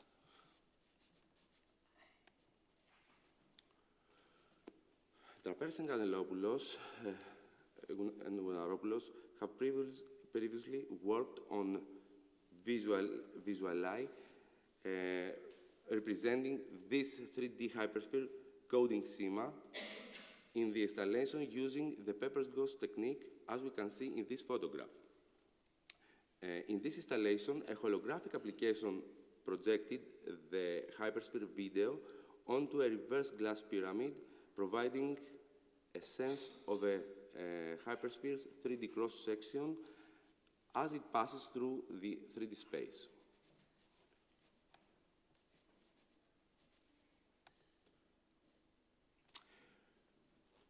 We propose that using virtual reality to train our brain on higher dimension, it is promising and innovative application that can help individuals develop their spatial reasoning skill, problem-solving abilities, and mental visualization. By simulating higher dimension in a virtual environment, users can practice navigating and manipulating complex geometric structures, which can enhance their cognitive abilities and improve their understanding of abstract concepts. This approach has the potential to rationalize education and training in fields such as mathematics, physics, engineering, and computer science, where higher dimensions play a critical role. So we created an application which depicts an empty 3D space, black, where there is a point from which the color-coded hypersphere begins to enter the 3D space. The user can use buttons to choose the axis along which the hypersphere will enter the 3D space. In this figure, we see that the white axis button has been chosen. He can then interact with the color-coded hypersphere as it intersects with the 3D space, enter, exits, and rotates. As the hypersphere intersects and enters the 3D space, its mass increases, receiving the corresponding colors according to the Strapatsakis color-coded method. As the sphere changes size, the color mix emerges in different combinations, indicating to us the steps of the hypersphere as it enters and exits the 3D space. It is also possible to rotate this hypersphere.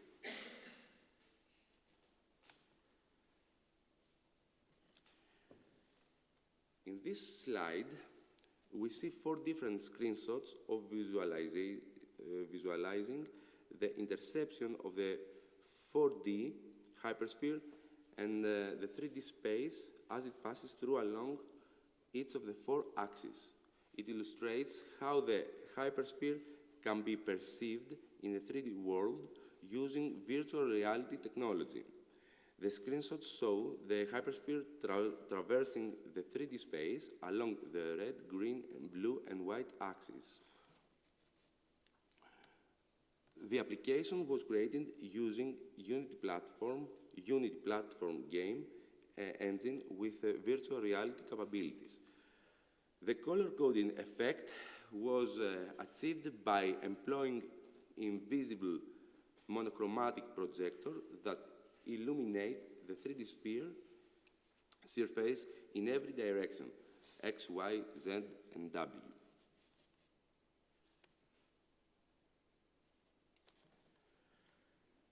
As the fourth spatial dimension is not easily perceived by the human brain, understanding the properties of hypersolids requires more than just topology.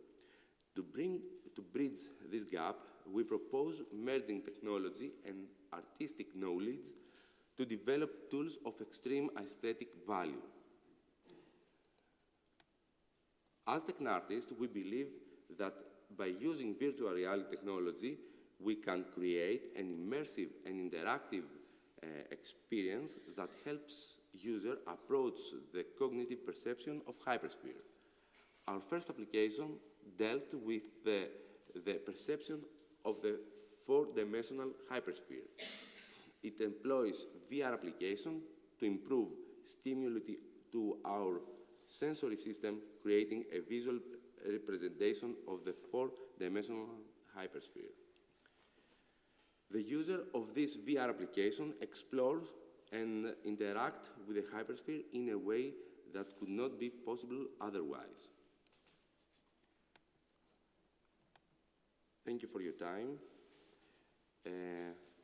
If we have a little more time to present you the... We have 1 minute, yes. 1 minute? Yes. Present the application.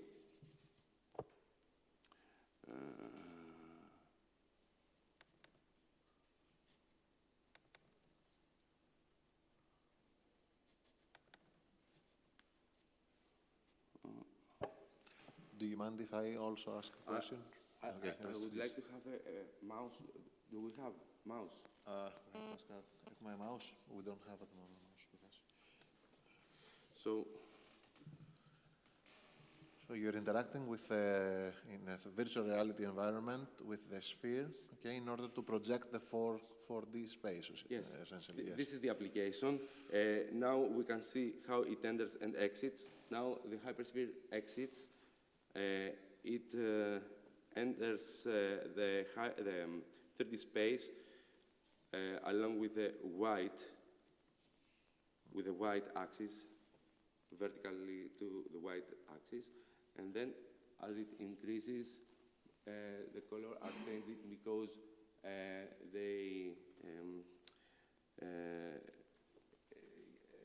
it's colored by the intensity of the color. As it grows, the intensity gets more and more bigger. So we can rotate it, we can come close or go back, so we can see other axes enter. If the hypersphere enters the 3D space with the blue axis, vertically to blue axis, this would be the color of this hypersphere.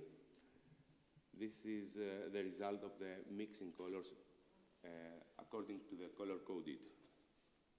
And so we have the same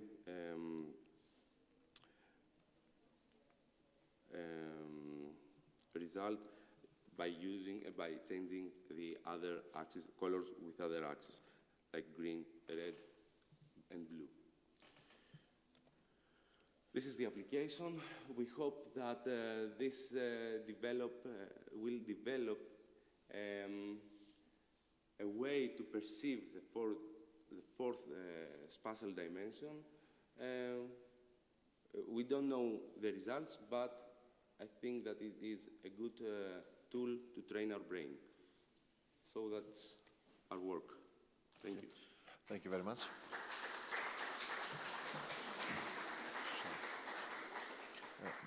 First, we don't have time for questions at this point, but I'm sure we can have questions at the break right after the session. So for the next session, I'd like to call the next presentation is by Valia Kaimaki and Eva Bantiki, entitled Techno-Utopianism and Social Media, Examining the Promises, Fulfillment and Impacts in the 21st Century. Yes. Thank you. Give me some time to prepare my presentation.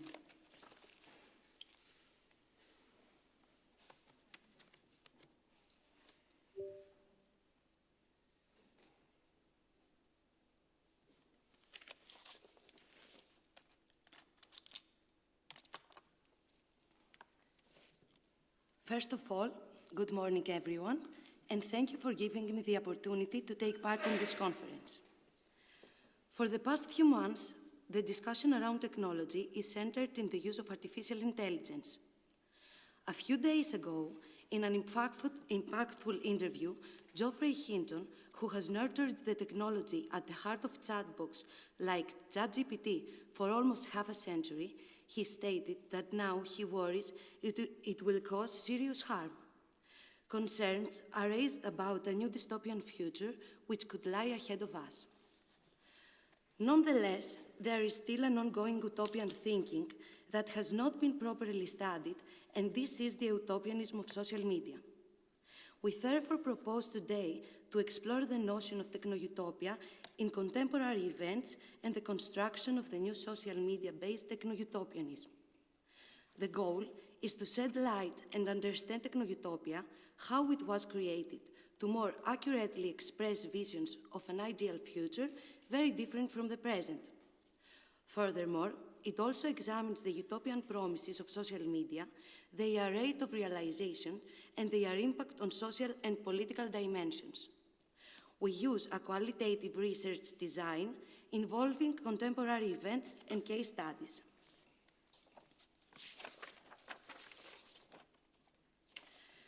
The first thing to clarify is the impossibility of defining the idea of utopia, which has been present and evolved and is found in most cultural traditions and has also evolved over time. If, as Nietzsche asserts in his essay on the genealogy of ethics, we can only formulate precise definitions of what has no history. Although Sir Thomas More first used the word utopia in 1516 to describe an imaginary island where people thrive primarily due to sociopolitical institutions, the roots of utopian thought can be found in the writings of Aristotle and Plato. Without going any farther, we can state that utopia is a culturally created image of the ideal human condition which provides the alternatives required for social change. Francis Bacon's New Atlantis appeared a century after More's Utopia was published. Technological utopianism appears in this unfinished dystopian fiction. The novel imagines a civilization in which the advancement of science and technology, rather than political democratizations or moral improvements, is what ultimately leads humanity to its perfect state. Since Bacon's writing, technology-based solutions to the issue of scarcity of goods have dominated utopian literature. The development of utopian ideals has been dominated by science and technology since the publication of the New Atlantis in the 17th century. With the rise of utopian socialism in the 19th century, with works such as Henri de Saint-Simon's thesis of industrial mechanization or Robert Owen's New Harmony experiment, this belief that technology can solve human issues was considerably strengthened. Techno-utopias are imaginary futures that are far superior to the present. They depict societies that have advanced to the point where many old issues like hunger, poverty, and disease have been resolved by technology. Techno-utopias analyze the state of society today in the context of potentially alternative futures which are possibly imminent thanks to new technologies. Their ability to perform in the present is what gives them power. Is what gives them power, rather than the actualization of an imagined alternative to the status quo. The term technological utopianism refers to a way of thinking and behaving that views technological advancement as a means of bringing about utopia. According to a philosopher and mathematician, Auguste Comte, science and technology will displace religion as the new source of moral instructions for humanity. Ray Kurzweil, a futurist, thought that technology may help people overcome their biological constraints and become immortal. According to the economic and social theorist Jeremy Rifkin, new digital technologies and the internet have the ability to establish a cooperative commune that would subsume capitalism and pave the way for a more equitable and sustainable future. On the other hand, the emergence of technodystopia in literature can be linked to the following works at the turn of the 20th century, along with the growth of techno-utopian visions, which are the most emblematic of the period.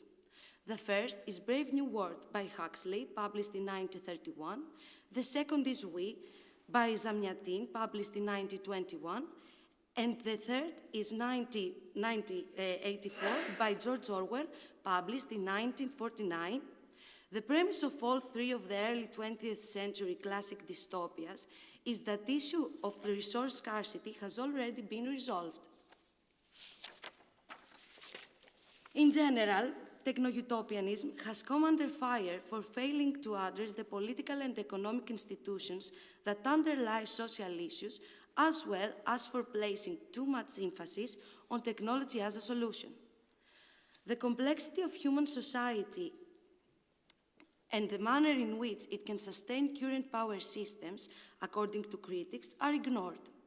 The assumption that technology alone can build a flawless society is inherently mistaken, according to Tom Standage, a British journalist and author, who contends that techno-utopians consider technology as the answer to all social and political problems.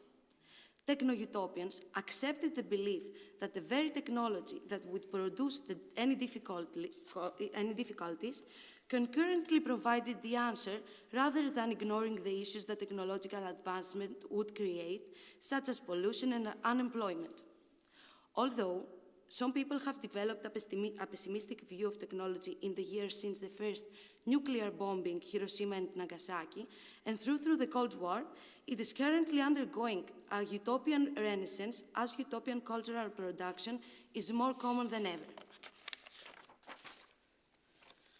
Although discussion about media participation in the period before Web 2 were frequently restricted to the Internet's ability to organize forms of direct democracy, the widespread use of the Internet has led to more extensive forms of participation. Information and communication technologies are frequently referred to as mobilizing tools, since they support politics in the broadest sense and encourage engagement online. The phrase digital activism refers to all instances of activism utilizing digital network infrastructures. Internet users are now political actors with the power to influence political processes. In reality, the way that modern social movements and protests are organized has been altered as a result of the Internet, and social media in particular. The widespread use of social media during protests and upheavals in recent years has sparked a new wave of optimism among academics, journalists, and the general public about the possibility of democratizing these technologies. One of the first examples is already 12 years old. Early in 2011, a wave of protest, political instability, and upheavals known as the Arab Spring spread over the Middle East and North Africa. It emerged from the Middle Eastern and North African people's deep-seated desire for more freedom, fairness, and economic opportunity. Unrestricted access to the Internet and the opportunities it provided were truly disruptive in this constrictive atmosphere and contributed to the Arab protest of 2010-2011. Social media websites like Facebook, Twitter, and YouTube were crucial. Social media was utilized for political and social participation in nations where the right to free speech is routinely curtailed in a setting that offers protection like evading censorship. These platforms have been utilized by activists to publicize their cause and plan anti-authoritarian demonstrations. The Arab Spring served as a powerful example of how social media and technology can be used to organize rallies and distribute ideas. 4 distinct roles for social media in the revolutions were: 1. Information. Social media serve as a new source for events taking place on both inside and outside of its culture. 2. Networking. Social media is utilized to facilitate group action and lower the cost of transactions. 3. Cultural. They could support democratic goals while also highlighting public discontent with the dysfunctions of the ruling class. And finally, behavioral, encouraging the propensity to engage in protest activities.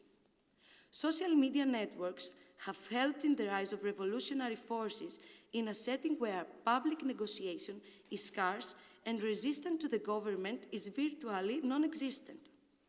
Arab citizens discovered a means of expressing their pent-up rage against oppressive governments, while also reconstructed their social identities. The term social media revolution or Facebook Twitter revolution was used to emphasize the power and role of technology while ignoring significant political, economic, and social factors that have shaped the history of the Middle East and North Africa. Our second example takes us over the Atlantic and touches a lifelong struggle present to the American society. The systemic racism and police brutality that Black people have experienced for many years gave a rise to the Black Lives Matter movement. The movement aims to promote social, political, and economic equality for all while bringing attention to the racial injustices that Black people must endure on a daily basis. In addition to creating a unique sense of direct participation, the multiculturalism and dialogicity of hashtags like Ferguson and Black Lives Matter also document, challenge, and ultimately transform everyday experiences while asserting the fundamental value and specificity of protesters' embodiment both on and off the internet as artistic arts of protest. An innovative component that supports more conventional forms of social or political activism is the use of social media to inspire group action. Through the use of social media, people can organize and communicate in new ways to develop stories that endure over time and become ingrained in society's collective consciousness. According to a paper by Bonilla and Rosa published in 2015, social media can become a means of redefining Black identity.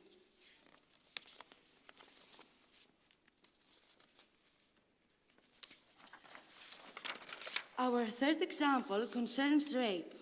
Rape culture has been addressed in social media.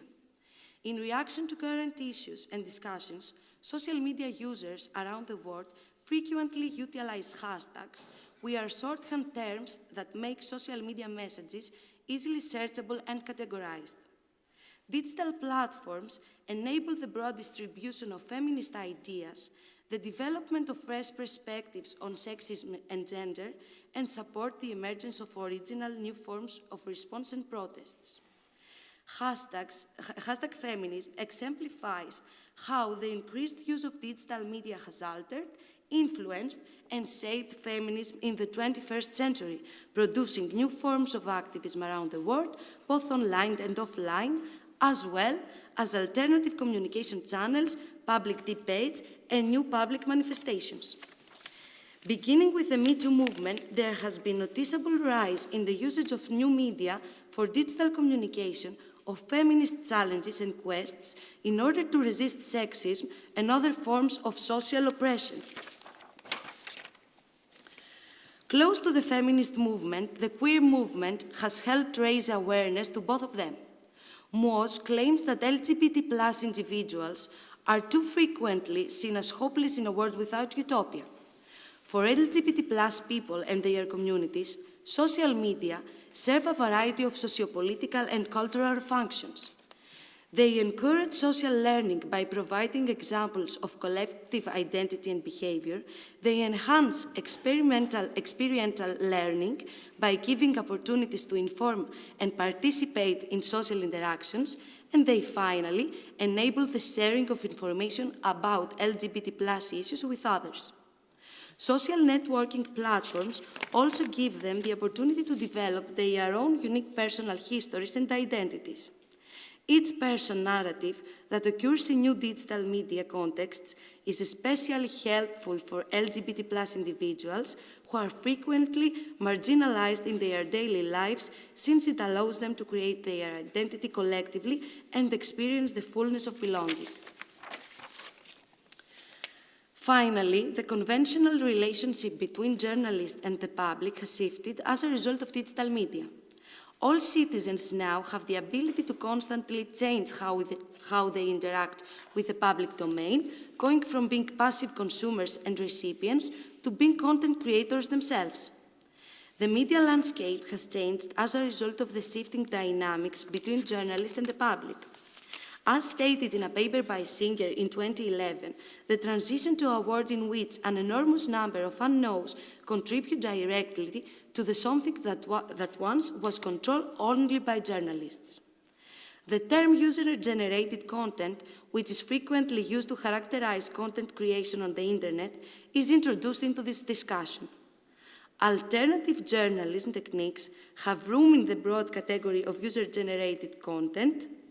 Its methods place a strong emphasis on participant-provided first-person eyewitness experiences. Without a question, citizen journalism and social media have altered the way that news is traditionally gathered. Users' participation not only democratizes the media, but also builds public faith in it, bridging the gap that has been established. However, despite the benefits, few organizations have harnessed public input and interaction with the public, and it's limited to commenting on information or promoting content to be viewed and go viral. In conclusion, the concept of techno-utopia has been the subject of constant discussion through history and has its origins in the works of Aristotle and Plato.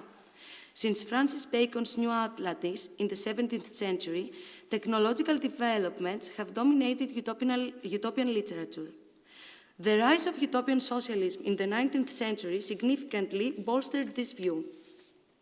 Techno-utopias are imagined futures that are significantly better than the present and show societies that have developed to the point where technology has solved many long-standing problems.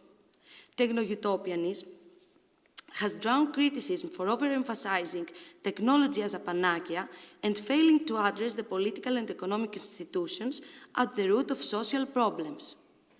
It is vital to understand that media utopias should be viewed as tales that provide context for the uncertainties and tensions that shape contemporary social communication. New media technologies have unquestionably had a significant impact on social life, changing how people connect. In order to comprehend how they contribute to the development of the new social media-based techno-utopianism, it is crucial to critically investigate the utopian promises of social media and their impact on social and political dimensions. And let us not forget that technology is just a tool, and social media is just a platform. It is up to us, the users, to decide whether we use them to uplift or to destroy, to connect or to divide, to create an utopia or a dystopia. Thank you very much. Thank you very much for your talk. It was really eye-opening, and I agree very much about the capabilities that technologies provide us, and we have to use them wisely. Yes, it is very important nowadays. Thank you. So the next presentation, I'd like to call to stand Mr. Konstantinos Gardikis. The title of the next presentation is Amorgos in Transition, excuse me. And it's very interesting because the first time I went to Amorgos, it was in 2011. We had a sailing session, and a very big party because we won the first prize. So, all right, with a university team. Well, this place has changed a lot since 2011. You said, and this is the major part of the work. So, how such a place that still preserves something of the pre-industrial era, such as very few places on planet Earth at this moment, how it is changing due to this hyperactivity of the tourism industry. And mainly in this work, I focused on the sonic and the image output of this transition. But before this, okay, here it is. So let me introduce a little bit myself because I enjoy this conference because it's very much interdisciplinary. I come from a different discipline than most of you. So I'm a pharmacist and a researcher. I'm focusing on pharmaceutical nanotechnology. So I investigate the invisible, more or less, and its interactions with biological media. And at the same time, I'm a musician. I have studied classical guitar and then theoretical studies and synthesis, and I've been active, working as a musician, participating in projects from electronic pop music to avant-garde industrial noise, applying also sound art and bio-art to my work. And also, as I mentioned, I work as a researcher after my studies, mainly in physical chemistry and nanotechnology. And nowadays I'm working as a research director at a Greek company that investigates mainly the interactions of natural products with the human body and produces such products.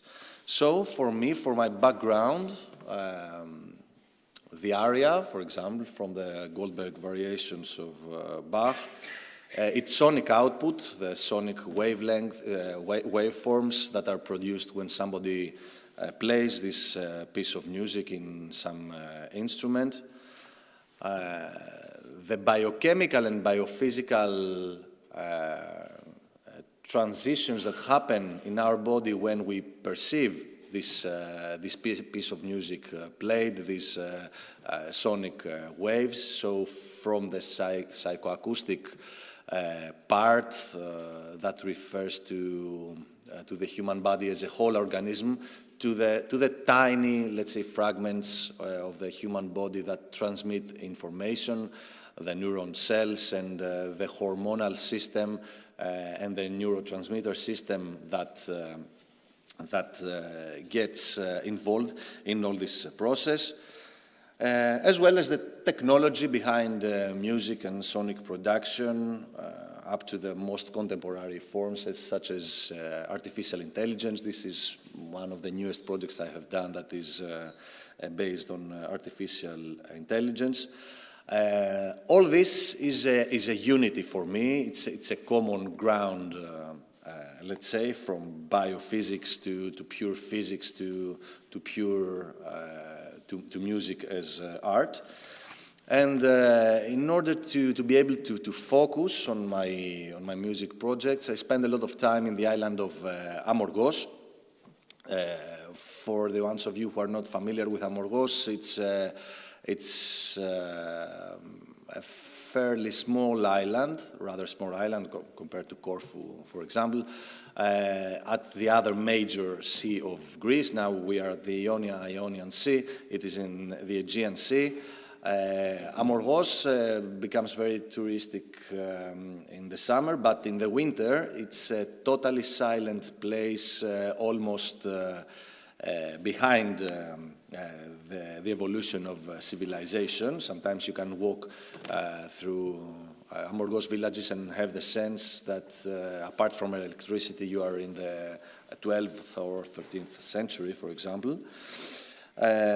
So what happened last year that I visited Amorgos in December and February, it was this unique thing that I was there for the silence and to get inspired by the environment, the sonic environment as well. But what was pretty dominant at that time in the island was construction works all over the island, so drills, trucks, a very, very noisy soundscape. That was due to the hyperactivity of building and building more for the tourism industry of the island. So I didn't have the chance to work on the projects that I had been planning, but on the contrary, I was lucky enough to have with me a fairly good portable recorder. So I recorded this sonic output, and also with my mobile phone I took some videos and images from the island, recording both states, of course, the one state that is the birds, the animals of the island, the wind, the whole natural landscape and soundscape, and on the other hand, this violent transformation through noise of the island to an industrial and to the digital era. So the main idea of the project that I started working on as I was there was the effect of such a transition on our perception, audio and visual. And mainly it came into my idea, what is this effect on an objective system, and an isolated system that doesn't come from a certain cultural background, such as the units of our nerve cells. And I will explain this a little bit later. So the tools that were used were stereoscopic vision, so two-dimensional videos that were rendered in 3D-like image with VR glasses, using the split-screen technique, and stereophonic sound. All this depicting the different states of this island that coexist at this very moment. The fundamental questions that came into my mind were, what is, first of all, our sensory reaction to this natural and artificial visual and sound landscape, and mainly how is this acoustic change between those landscapes perceived by human nerve cells. So I placed the conceptual framework of this work between the theories of Stephen Feld and Murray Schafer. These are some very emblematic people when it comes to sound art. Many of you are familiar with their concepts, but very briefly. And we could state that Murray Schafer actually deals with sonic naturalism. He divides sonic outputs between sound and noise, where as sound he perceives the natural sonic output, the sonic output of nature, which he considers a high fidelity sound, while noise is a polluted soundscape of contemporary civilization. And in order to measure, he uses recordings and several recording techniques in order to measure the acoustic health of an environment. While on the other hand, Stephen Feld, another very important person in sound art, introduces the concept of sonic ethnography that is much more fluid than this good, bad natural, artificial perception of soundscape by Murray. And actually, he also introduces the concept of soundscape, the very concept of soundscape, to describe acoustic environments. So in this project, the ontological poetics of Amorgos in transition between two or actually three eras, the pre-industrial, the industrial era, and the digital era, are recorded and presented by stereoscopic image and stereophonic sound. And also the second and parallel part of the work is when in collaboration with the Agricultural University of Athens, the Institute of Biotechnology led by Manolis Flemetakis, we played those recordings to neuron cell cultures. So what is interesting about this work is that we already know to a large extent the effect of sound in whole organs, such as the brain, for example. We can study it by contemporary imaging techniques, how everything changes in our brain when we get in contact of different, let's say, textures of sound.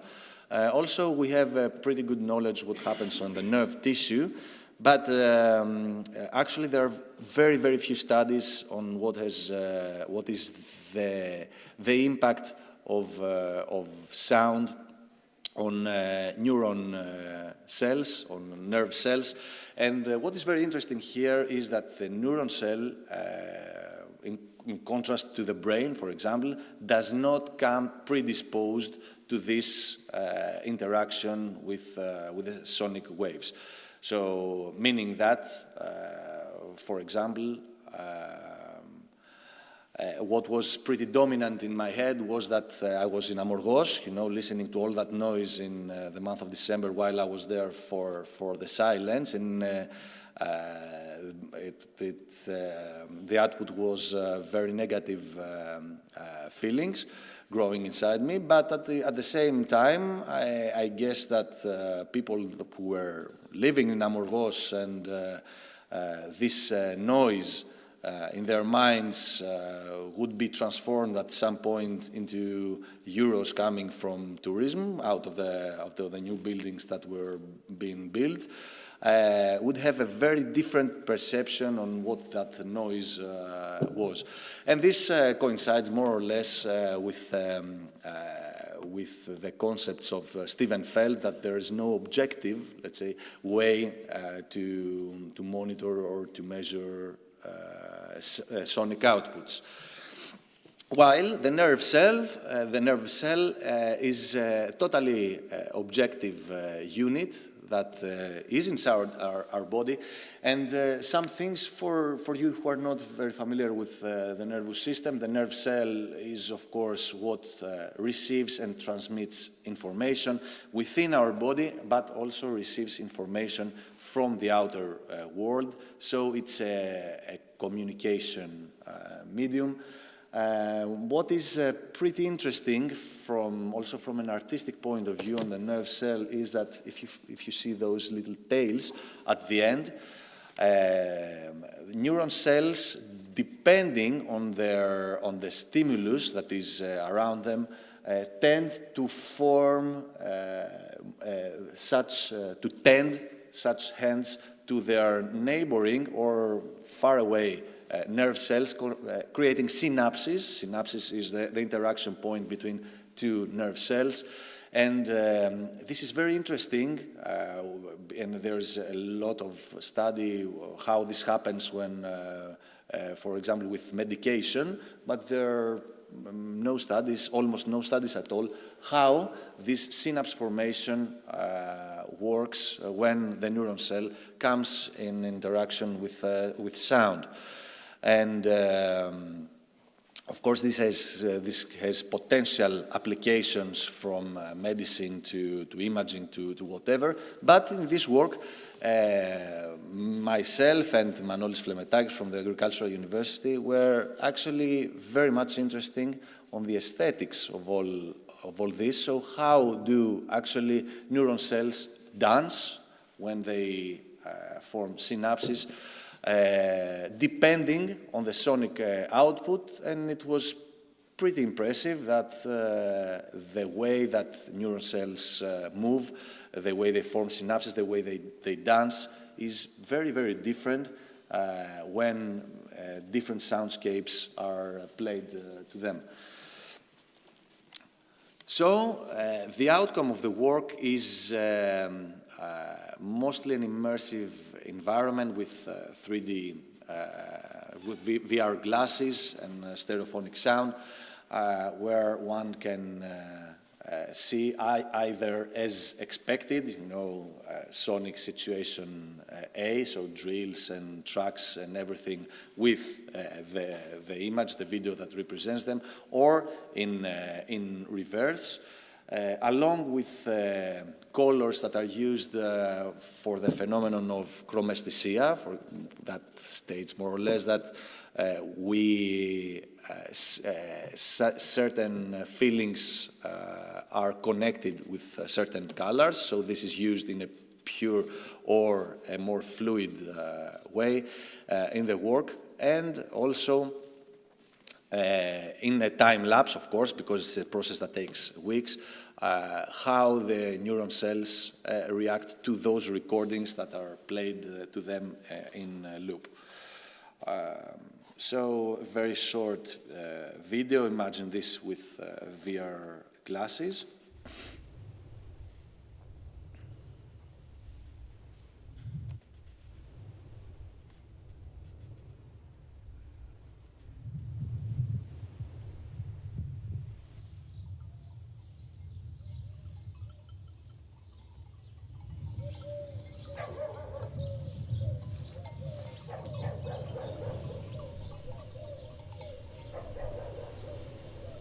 These are neuron cells listening to more or less to what we're listening right now, of course in time lapse and long recordings played in loop.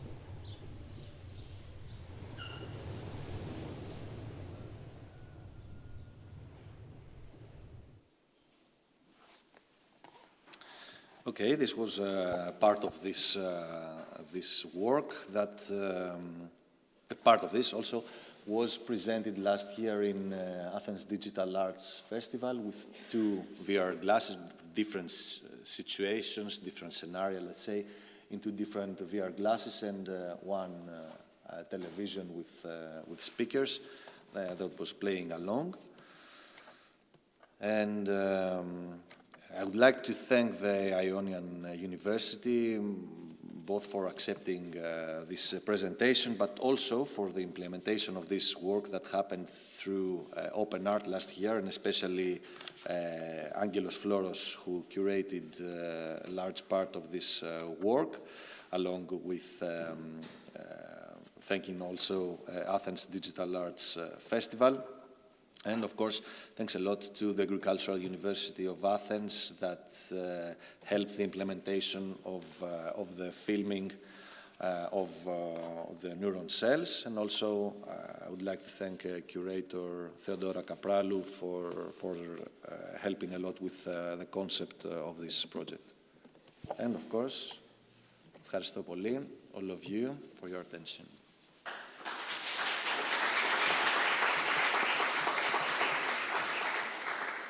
Thank you, Konstantinos, for your insights and multi-purpose work, because we've seen many.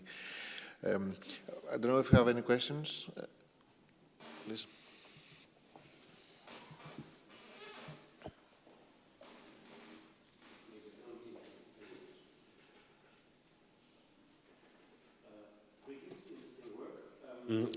Let's say that you find these correlations or some correlations. You build, you map it. You build a language. Let's say what happens to the neurocells when this sound occurs or the other sound occurs.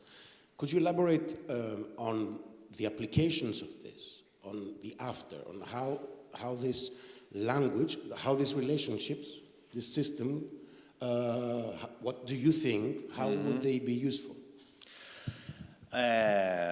It would require tons of data, let's say, to come to significant scientific conclusions, and this is why we still have not published anything in scientific journals on this work. But the issue here is that this field of communication between neuron cells and synapse formation is associated with many medical conditions, from neurodegenerative, degenerative diseases, etc., etc. So one of the parameters that somebody does in pharma research is exactly this, how these synapses are formed or blocked with chemical media. It is very interesting that we see that sound may have a dramatic effect on this way of creating synapses. And this, for the future, of course, one theory would be applying extremely specific and custom-made, because a neuron cell is a totally, let's say, common undifferentiated system. It's, these are the primary cells that all of us have in our body, but of course each one of us has developed those cells in a different way. So with personalized medicine, I believe that it would be definite that there are some frequencies, probably different for anyone, that could trigger or, let's say, slow down or stop this synapse formation. And, for example, with a very tailor-made biophysics methods that could generate those sounds, and those sounds would really reach in an unfiltered way to neuron cells and the neuron tissue, there probably could be the effect of medication, some of the effects of medication, hopefully without the side effects of them. So this could be an application, really. Cheers. Thank you very much. Thank you. I'm sorry, I'm afraid that we don't have time for more questions, but we will proceed directly to the next presentation. The title of the next presentation is Virtually Navigating in the Pentralna Cave, the Cave 3 Serious Game Experience. And I'm very happy to introduce a very large team of members. I know for a game you need to have a large development team. Whenever you're ready.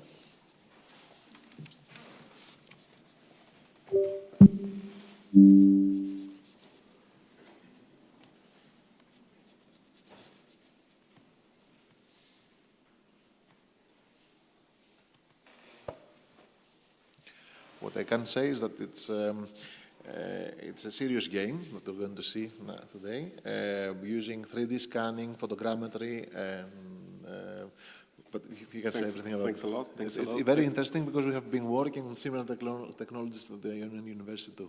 Okay, thanks a lot. Thanks for the kind introduction and for your invitation. I'm Harisios Achillas. I'm associate professor at the International Hellenic University, which is located in Thessaloniki. I know that we are behind schedule, so I will try to skip some slides and to go to the key results of this work. Apart from being professor at the International Hellenic University, I also collaborate with the Department of Mechanical Engineering of the Aristotle University of Thessaloniki, and also I'm a senior researcher at the Center for Research and Technology Hellas, CERT, which is the second largest research center in Greece, which is also located in Thessaloniki. And actually, I come here with this affiliation. The work that I will present in the next slides is coming from CERT. So this is a project that is going on for the last 3 years, and a little bit more than 3 years. We collaborate. This is funded by the General Secretariat of Research and Innovation for national funds under the Special Action Open Innovation in Culture. This is an interdisciplinary work that is going on over the past years, and there is a collaboration between the Ministry of Culture, the Effort of Speleology and Anthropology, CERT, a research center, Polytech, which is an ICT company which is focused mostly on developing simulators, and also Polypticon, which is a small company for culture promotion, providing cultural services. The focus of our work is in Petralona Cave, which is located, it is very, very important point of interest for speleology. This is located in Chalkidiki Peninsula in northern Greece, and it is very widely known for the human skull that was found there.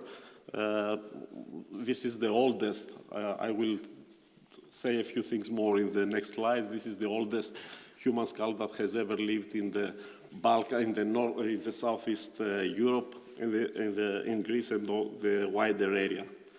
There is a debate how long ago did this guy live. It's from 250,000 years up to 700,000 years. So he lived quite a long time ago. Well, the aims of the project is to exploit state-of-the-art digital technologies in order to enhance, to increase the experience of the visitors of the cave, and also we focused also on accessibility issues. There are several dimensions throughout the project. One is to 3D scan, which was a very demanding task, to 3D scan the cave. You know that a cave is a very complex structure, and also there is no physical light, so the task there was too demanding. Then we developed a tactile museum within the project, also a digital museum to show to visitors or to bring the museum to other areas around the world. And also we had some work on the documentation and digital representation of this Archanthropos, the human skull of Archanthropos, and the development of actually two tools. One was a virtual conservation lab, an open lab, and the second was the development of a serious game. I will skip some parts. This was based on concrete methodology, how we worked. We did a survey in the beginning of the project to understand the needs of the visitors, and we used a lot of technologies to develop, to digitize both the cave and also some artifacts from 3D scanning and drones, terrestrial scanners. We used photogrammetry in order to capture the texture and colors, and also hand 3D scanner for the artifacts. I don't know if the resolution is fine, but you see here, you can see some snapshots of the work from the 3D scanning of the interior of the cave and also the exterior, the 3D scanning of artifacts, and so on. This was part of the work. Here you see, oops. In this video, doesn't play there. Oh, you cannot see actually. It's not working. I can see it here, but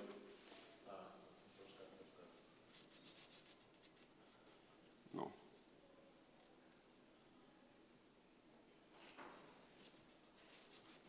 Can I try it once? Yep. Yeah.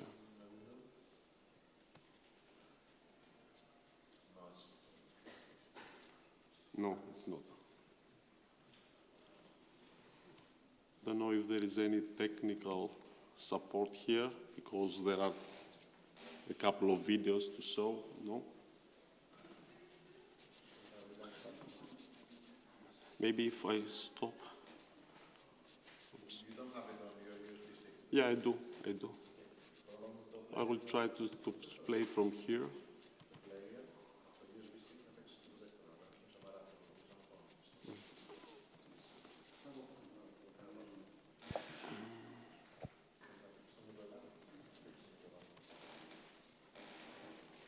Νικόλα, θα θέλαμε λίγο βοήθεια με το προτζέκτορα.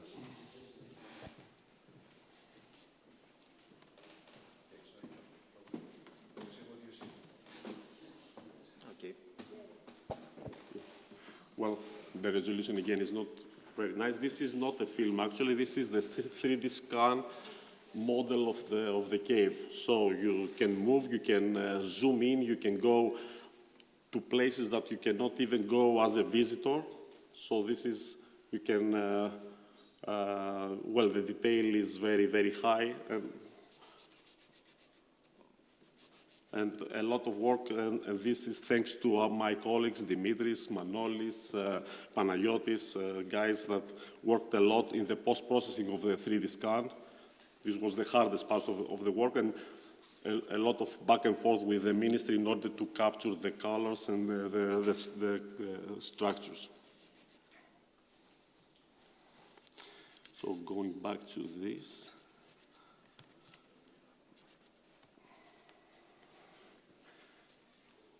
Yeah, with this 3D model we created, actually we developed two pieces of result. The first was a serious game, so this is focused on mostly on young children who visit the cave, who visit the Petraluna Museum, so they can have like an escape game from the cave, so they navigate through the cave. Of course, we downgraded the resolution in order to play it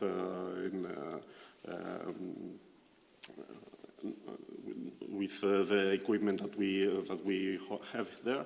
So the kids navigate through the cave. They get some artifacts. They get some quizzes, some questions, some puzzles, and so on. This is what they see in this game here.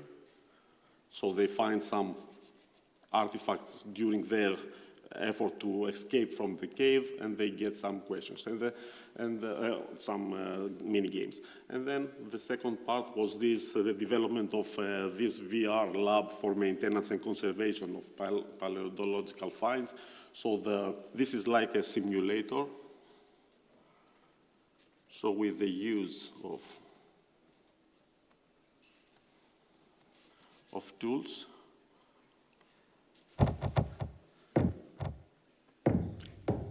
this is with VR equipment.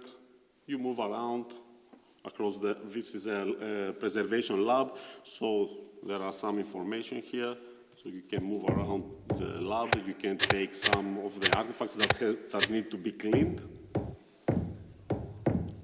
Okay. Can you break them? Sorry? Can you break them?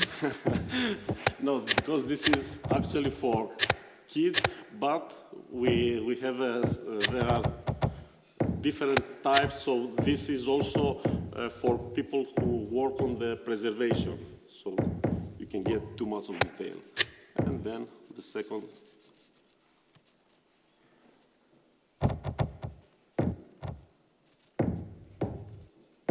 So you can take a brush, you can take a drill, you can take a scalpel.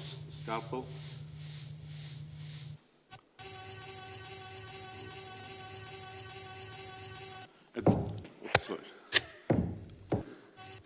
So this is what you get. At the moment, it's only like a game, but with the follow-up phase is about to work with haptic and to have more. We use sensors in order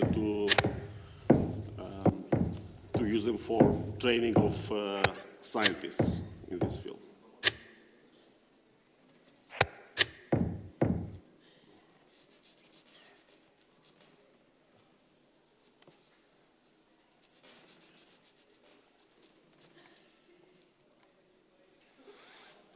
The other dimension of the project was this digital approximation of the Archanthropos skull, here based on human evolution and also anthropological studies.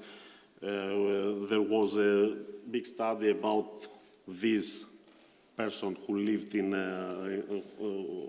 the area. The cranium belongs to the Middle Pleistocene group of hominid specimens dated between 250,000 up to 670,000 years ago. And there was some work with this, and this is how scientists think that this guy looked like when he lived in Petralona. And with the use of all this digital information, all these files, we created a tactile museum for people with accessibility special needs to touch, to feel, not only of the cranium, also more artifacts. And also we have a 3D model of the whole cave developed. There are much more information in the project's website. And also the last thing that we have developed was this digital museum with all the information about the cave, the findings. I will not spend more time in order to navigate through it. There are actually two parts for this website. One is a typical digital museum. The other one is the navigation through the virtual navigation in the cave. The Petralona cave at the moment is closed for innovation, so all this material is available at the Noisy Science Center and Technology Museum, which is based in Thessaloniki. So this is a very nice place, close to the Thessaloniki airport, Macedonia airport, and people can visit and get a feeling of all those results, of the project results. So, thank you very much for your attention.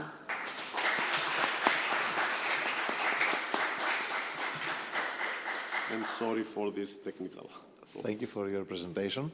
I'm sure we'll have the time to learn more during the session. Thank you very much. I'd like to swiftly call the next presenter for the talk entitled "The Framework for Audio Game Design in the Augmented Museum, the case study of the Ionian University Museum Typography Collection."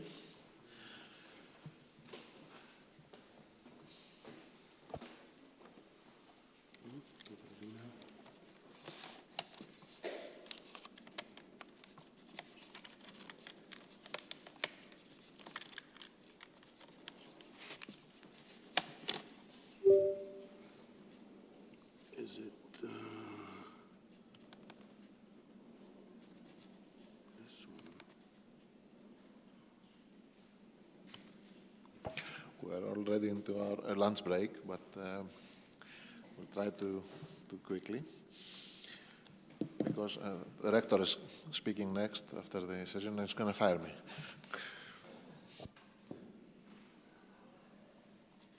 Okay.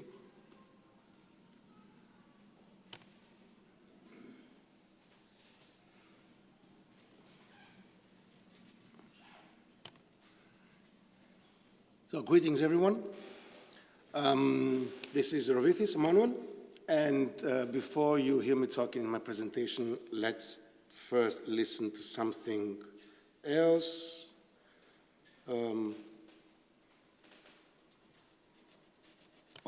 Η μηχανή της AEG κατασκευάστηκε το έτος 1915 στη Γερμανία και αποτελεί το μοντέλο Minion 3. Πρόκειται για γραφομηχανή ενός πλήκτρου με μετακινούμενη και περιστρεφόμενη κεφαλή. Το πληκτρολόγιό της καλύπτει γερμανόφωνες χώρες με λατινικούς χαρακτήρες και λειτουργεί με δείκτη ένδειξης γραμμάτων. Είναι μαύρη, μεσαίου μεγέθους, με άσπρο πληκτρολόγιο και ζυγίζει περίπου 8,2 κιλά. Well, basically, this was me again talking. But still, apart from that, what did you hear?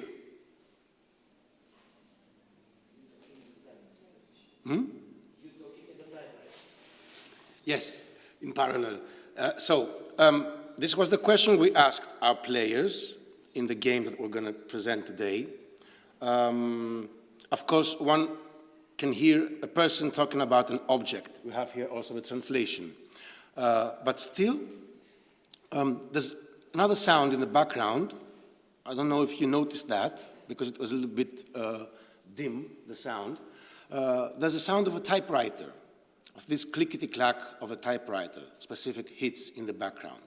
So, if we were to create a puzzle, a riddle, out of this audio event, let's call it, and let's say that the solution to this puzzle would be a number. We have to find the number by listening to this. What are our options? We can select, for example, our solution as the 1915, the date of this machinery, or the number 3, the model, or the weight, 8.2. And in all those three cases, we focused on the semantics of sound. We focused on the ability of sound to carry a meaning aimed to be decoded via a common language. But if we refrain ourselves from this meaning and we focus on the acoustic properties of sound, then we can discern the typewriter. And then, for example, we can count how many clickety-clacks we listen to, and we come up with the number 20. So, actually, this was one of 4 puzzles that we designed for this game with my co-authors and colleagues. We did that to create an interactive museum experience for the Ionian University Museum, to enhance the collection of typography there. So our goal was that, to create the interactive experience, and our means to get there was sound and games, namely audio games, and augmented reality, a very simple version of augmented reality, accessible via QR code and a mobile device. So before we present you how we designed those puzzles and how can one design puzzles by using just a very simple audio input, first let's ask why audio, why games, why augmented reality? And let's start with the notion of the virtual museum that is already going through its 5th phase now, since the zeros, and it has been attracting increasing attention due to its advantages. First of all, like we saw before with the Petralona cave, the virtual content is accessible by anyone, by people who cannot afford to go there for any reason. Then all the artifacts can be exhibited safely and in detail. We can compose the virtual space as we please. We can combine different artifacts. We can combine different museums, if we like, in that matter. And very importantly, we have interaction. So the visitors, the users, can interact with the artifacts, with the exhibits. And it is this interaction which is one of the three necessary conditions to shape an augmented reality experience. And it's also this interaction which is at the heart of the situated cognition and how we can guide, we can elaborate a person to create a deeper connection with the place itself, with the objects that this place comprises and the meanings that these objects and these spaces carry with them. So, focusing on that interaction now. Of course, there are other advantages reported by research about applying augmented reality for the dissemination of cultural heritage. Essentially, unlimited information can be displayed in a very economical way and very easily updated. The experience, attendance, awareness, and satisfaction of users is enhanced. But if we focus on that interaction, and if we focus on the latest research and what are these specifications for this interaction to be successful, we come up with these three notions. The experience has, so the system essentially has to establish a contextual relationship between the users, the virtual content, and the whole cultural context, as dense and as deep as possible. Then there has to be the ability that the users engage with that content, virtual and cultural information. And third, that some kind of collaboration, even a competition, is facilitated. So we tried to follow these three, let's call them guidelines in our design. We also looked at some existing examples, and we saw that there's also a narrative framework that enhances this contextual relation between user, content, and virtual environment. For example, in this museum, the players have to complete a number of tasks, and these tasks represent different parts of the olive oil production process. And the narrative framework is that the son of the oil mill god asks us to do that. So we see that there's this attempt to represent the object or the process examined as the more that it is possible. Another example would be, would place us as detectives trying to find thieves that have stolen specific artifacts, so we have to follow hints and solve the mystery. And another example, in this example, we are the thieves ourselves, and we have to steal something from the museum. So, having that in mind, we then asked, why sound? Why make an audio game? An audio game is realized through a change of modality, and one that people are not quite used to. So, sound is the carrier of information, and this allows users to create a model of their environment, not only of their environment and the objects that are involved, also of concepts, a mental model, along with, of course, the ecological approach, which is what are the physical properties of sound that I listen to, and, of course, the language, the semantic representation we talked before. There are some characteristics supported by literature about audio games, increased immersion, for example, and spatial freedom. And regarding the process of learning, where we have attention and interest and fantasy and focus and emotion that are enhanced. And also the organization of complex information is also enhanced. So we came up with something very, very simple. Of course, there are more complex ways to achieve augmented reality, audio augmented reality, or augmented reality audio games. This one is quite typical. Visitors can wander around the exhibits and listen to sounds. But now, the challenge was to follow the guidelines we talked about before and create this dense relationship between user and cultural context and virtual content. So, we came up with a scenario, with a narrative framework. There's supposed to be a billionaire who has made a fortune out of illegally dealing with art. And we are activists who are determined to break into this guy's office and break the code of his laptop and bring down the cryptocurrency, the blockchain that he has. So in order to do that, we have to break an 8-digit code.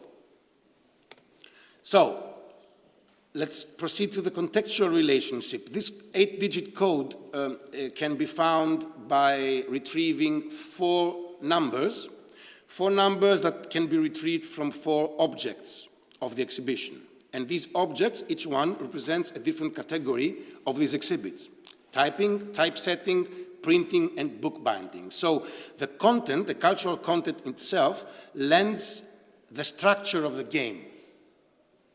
And now we have to find ways that the actual sound is somehow connected to the properties of the object or the properties of the process represented. So the acoustic properties and the modes of listening can be connected to the information at hand and on display. So regarding the typing object, the object that represents the typing category, we heard that riddle before. We have to count the clickety-clack of the typewriter. Now, regarding typesetting, which essentially is placing the correct letters in the correct order to shape words, we said, okay, now let's play with language itself. It's quite clear. Let's have users follow the meaning that's carried by sound. So it's a semantic approach. Now, regarding printing, that has to do with the clarity of the letters that are the ink of the letters on the paper. We have our players watch for any distortions in the sound, and they have to pay attention to the fact that these distortions happen only on a specific letter. So the sound is distorted by a simple effect in specific points. And last, bookbinding. Bookbinding relies on bringing pages of different size to the correct dimensions. And here we follow the quite symbolic approach. The different lengths of the pages are sounds, the same sound played in different speeds and different lengths. And at some point, these different speeds come to one speed. Now, these are the 4 puzzles. Of course, we followed all the guidelines. We had our 9 subjects divided into 2 teams that competed one another. And then we also performed a small discussion. We held a small discussion that we recorded to have some preliminary results about the experience. In general, the participants were very happy and very excited to participate, even though they found that this was difficult. And they found that it was difficult because we're not used to using only our acoustic channel of perception. They said that the whole process of trying to solve, that there was the need to concentrate, which is also one of the advantages of sound regarding its learning affordances. They had to concentrate. It couldn't be done any other way. And this process of concentrating on the sound gave them the impression that they were they were more connected to the displayed artifact, to the displayed information. And this was our goal in the first place. Yes, that's about it. Thank you. Thank you very much. So we have the last presentation of this session. I'd like to call James Paucis the stand, if he's here. No? It's the title of the next presentation is No Narrative Narratives and Machines Before Machine Learning. But, okay, so we can call it for the time. There is a short break just outside the entrance, and then we'll be back in a few minutes. Thank you.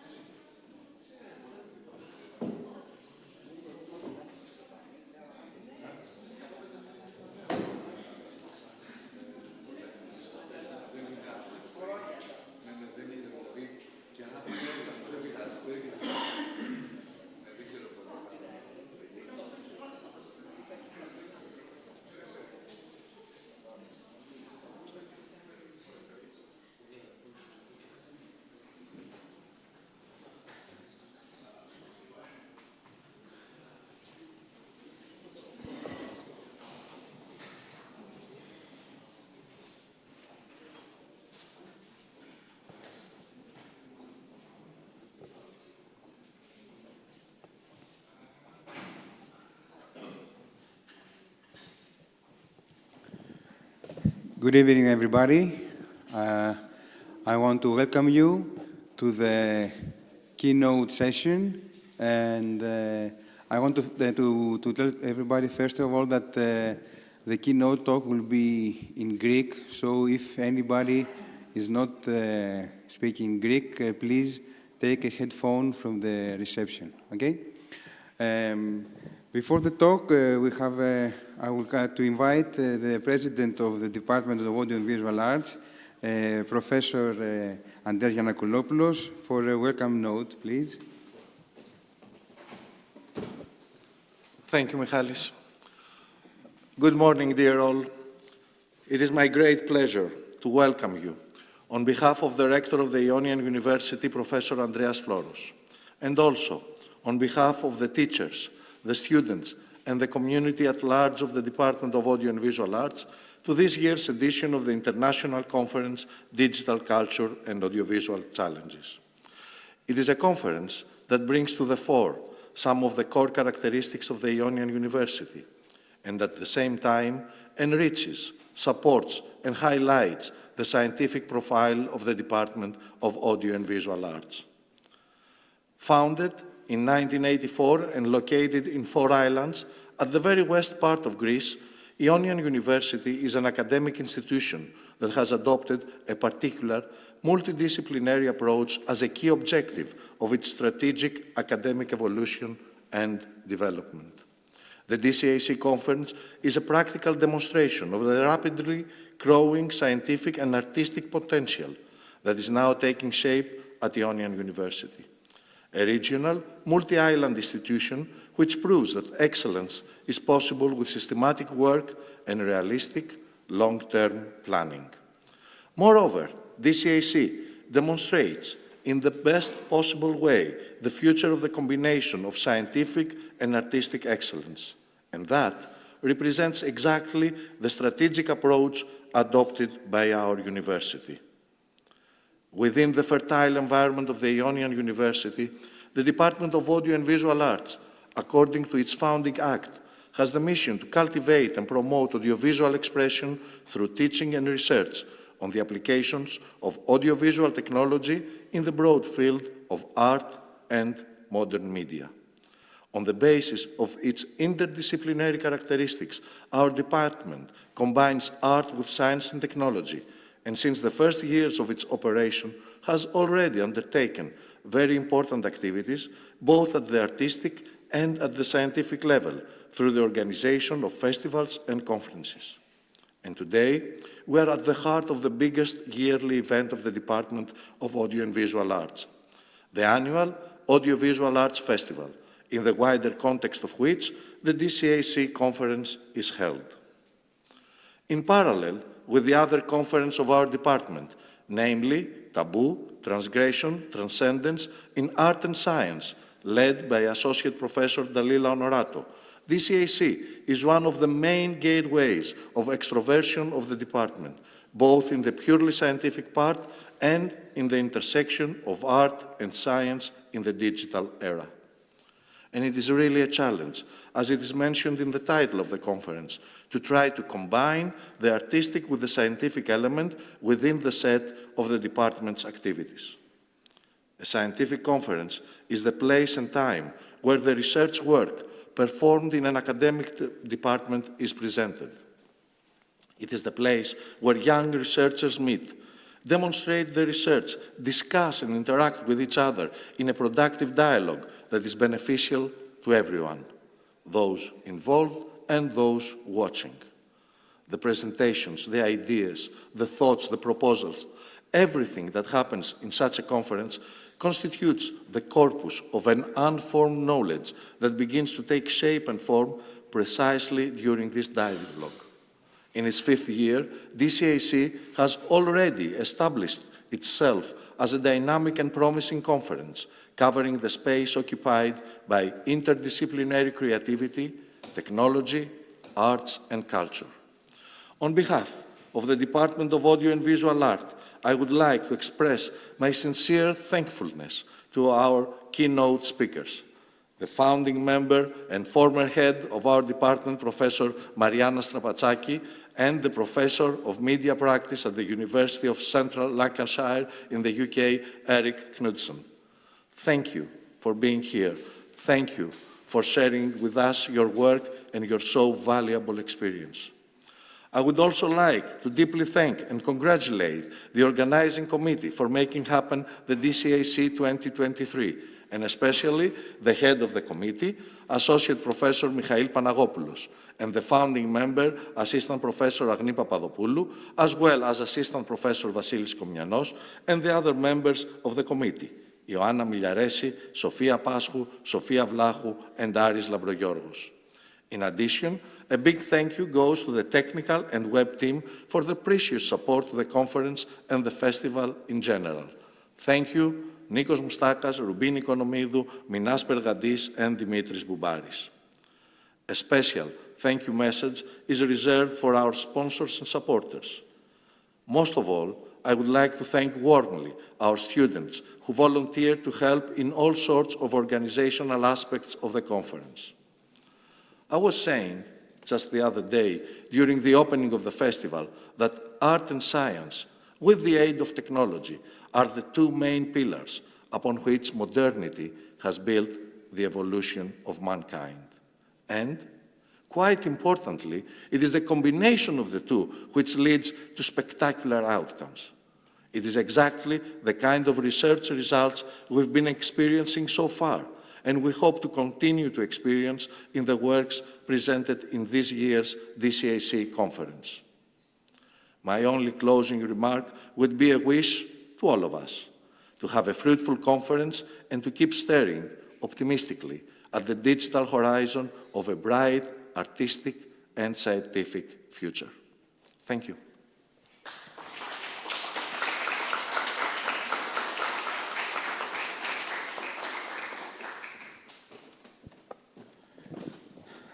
Thank you, Andreas, for your very nice welcome note. And now I want to invite Mrs. Marianne Strapatsakis for her talk, How and Why a Classical Visual Artist Involved with New Media and Digital Culture. Marianne Strapatsakis was born in Athens, Greece. Her first degree was from the Athens College of Technology in Interior Architecture, but she continued her studies in Paris, where she received a diploma from École Nationale Supérieure des Beaux-Arts, a diploma in painting and certificate in sketch. Her CV is very long, so I will just try to take the key points. Since 1980, she was a pioneer in the video art in Greece. And this is the subject that she also was teaching in our department. And she has participated in numerous conferences, seminars of art, and exhibitions in various countries. And it's really, if you check her CV, you will see all her work in the museums and galleries. So it's a great honor and for me to have her today with us. I'm really happy to see her again here. We all in the department believe that, not believe, it's a fact, that she was the founder of our department, and we always keep that in mind and keep to continue this heritage. So thank you very much for accepting this invitation, and let's listen to your talk. Thank you very much, Michail. Καλησπέρα σας. Χαίρομαι πολύ που είμαι μαζί σας απόψε. Ευχαριστώ ιδιαίτερα. Πιο εδώ, ναι. Δεν το πειράζω. Ευχαριστώ ιδιαίτερα τον Μιχάλη που με κάλεσε. Αλλά πρέπει να σας πω ότι είμαι πολύ συγκινημένη εδώ, σε αυτή την αίθουσα, γιατί με πάει κάποια χρόνια πίσω, όταν δώσαμε τα πρώτα πτυχία μας στα παιδιά και όταν αρχίσαμε τα πρώτα φεστιβάλ με την κυρία Ονοράτο. Τέλος πάντων, η συναισθηματική φόρτιση είναι πάρα πολύ δυνατή. Θα μου επιτρέψετε λοιπόν να είμαι έτσι, λίγο συγκινημένη. Λοιπόν, να σας αφήσουμε αυτά και να προσπαθήσω να σας πω πώς και γιατί μπήκα εγώ στην τεχνολογία. Μία καλλιτέχνης του τελάρου, του πινέλου, του σχεδίου, του τελάρου λάδια, ακριλικά, ακουαρέλες, λαδοπαστέλ. Θα αρχίσω λοιπόν... Μπράβο, φέρτε λίγο πιο εδώ, γιατί... Μπράβο, έτσι, καλύτερα. Αυτό είπες, Θα σας δείξω κάποια από τα πρώτα έργα μου, του 1978. Αυτά είναι ακριλικά. Είναι μία σειρά έργων, η πρώτη έκθεση που έκανα όταν γύρισα από το Παρίσι, στην Αθήνα, και είναι από μηχανήματα εξκαφικά. Γιατί έβλεπα τα παλιά σπίτια που γκρεμιζόταν το ένα μετά το άλλο και με πόναγε η ψυχή μου. Είπα λοιπόν να ασχοληθώ και να δουλέψω μία σειρά μηχανημάτων. Τα έργα αυτά είναι μεγέθους 1,20x1,5 και είναι ακριλικό.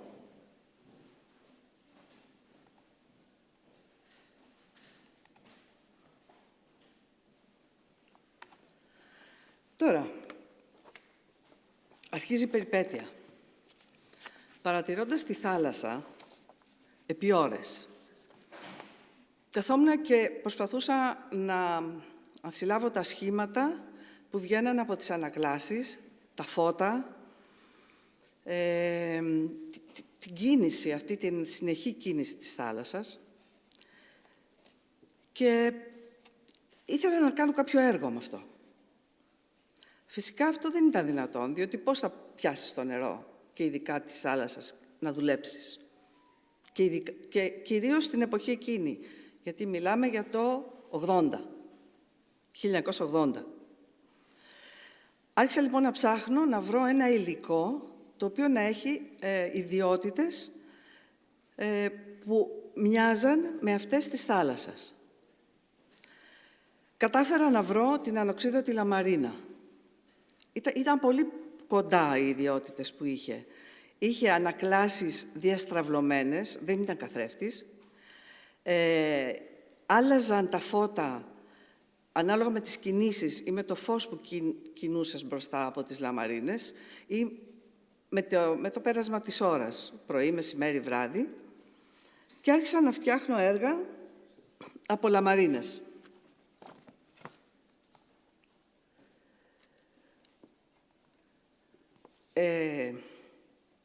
Ενυπήρχε μέσα σε αυτά τα έργα η τέταρτη διάσταση, αυτή του χρόνου.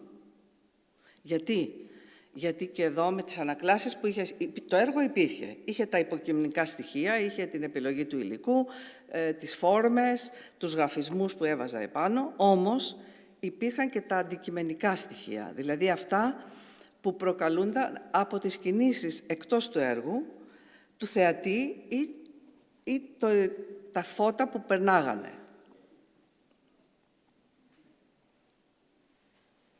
Αυτά λοιπόν ήταν τα πρώτα έργα που έκανα με λαμαρίνα, επίτυχα. Που αρχίζαν και βγαίναν και στο χώρο και γίναν και γλυπτά, σιγά σιγά. Όμως δεν μου έφτασε αυτό.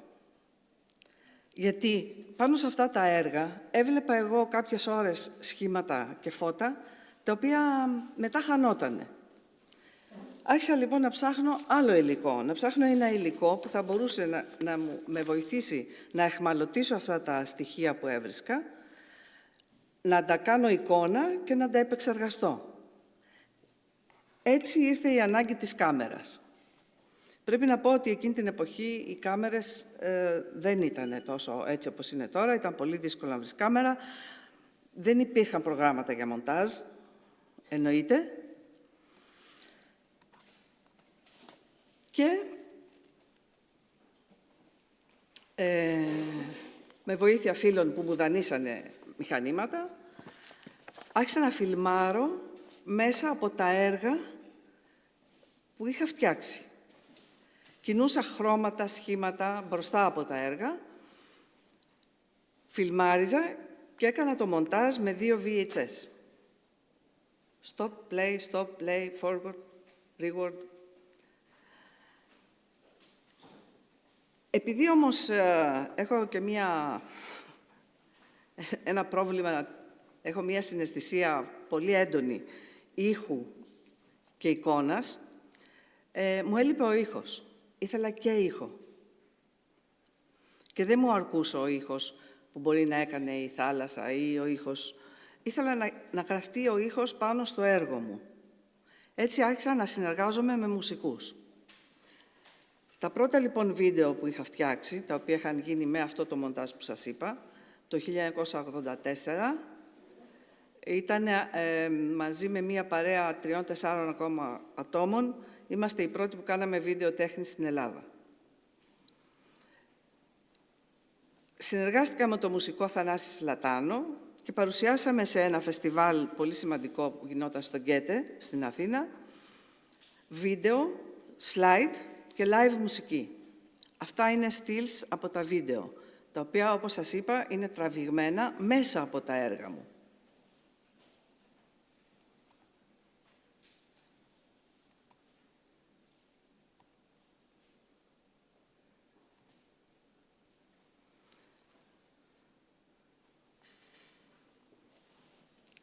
Θα προσπαθήσω σύντομα να δείξω μερικά βιντεάκια.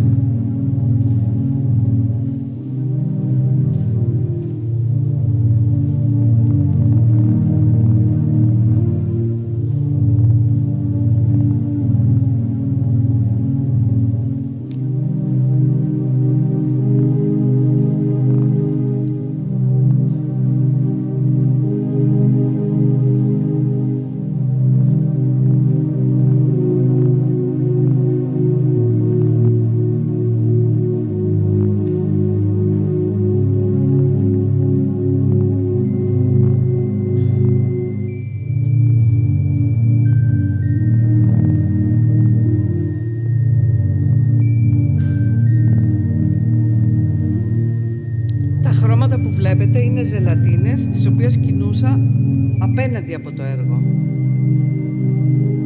Και ο φίλος που με βοηθούσε στο γύρισμα, που μου είχε δανείσει την κάμερα, του έλεγα πού να φιλμάρει.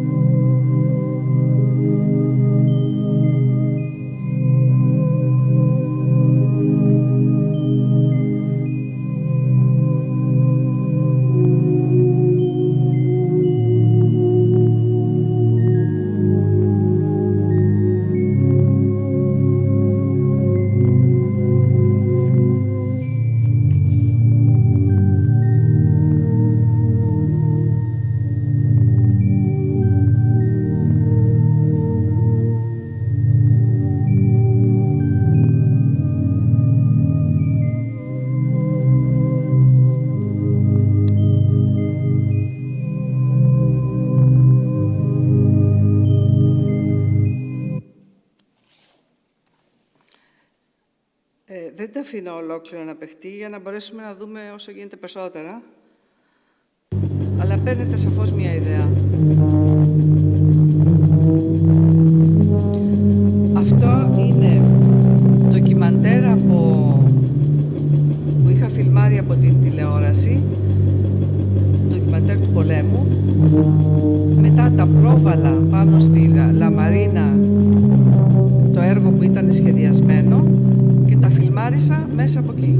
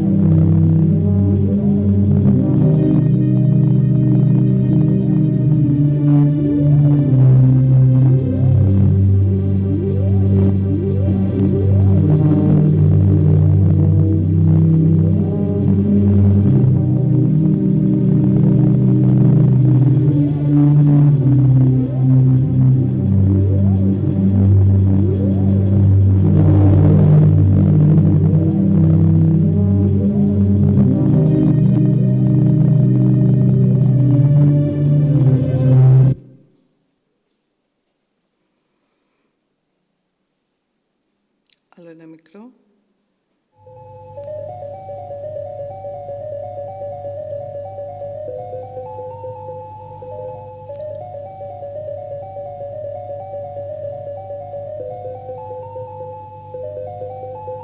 Όλα αυτά είναι εικόνες που έβλεπα μέσα στα έργα και που καταλαβαίνετε για ποιο λόγο ήθελα να τις αιχμαλωτήσω.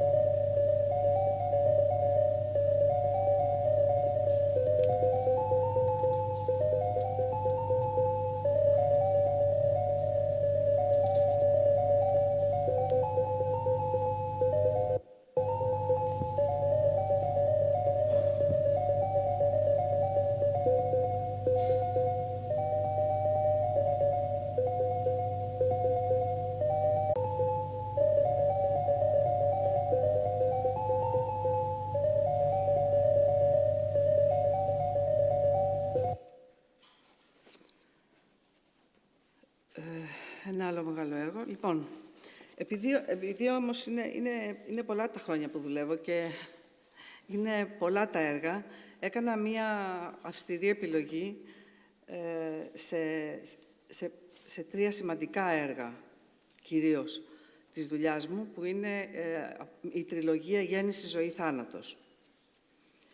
Οπότε θα επικεντρωθώ περισσότερο σε αυτά. Τα υπόλοιπα, αν θέλετε, μπορείτε να τα δείτε στην ιστοσελίδα μου. Λοιπόν, αυτή η τριλογία ξεκίνησε το 1989, παραγγελία του Φεστιβάλ του Μομπελιέ της Γαλλίας, και τελείωσε το 2009. Ήταν ένα έργο εν εξελίξη 20 χρόνων. Έπρεπε να βιώσω πολλά πράγματα για να γίνει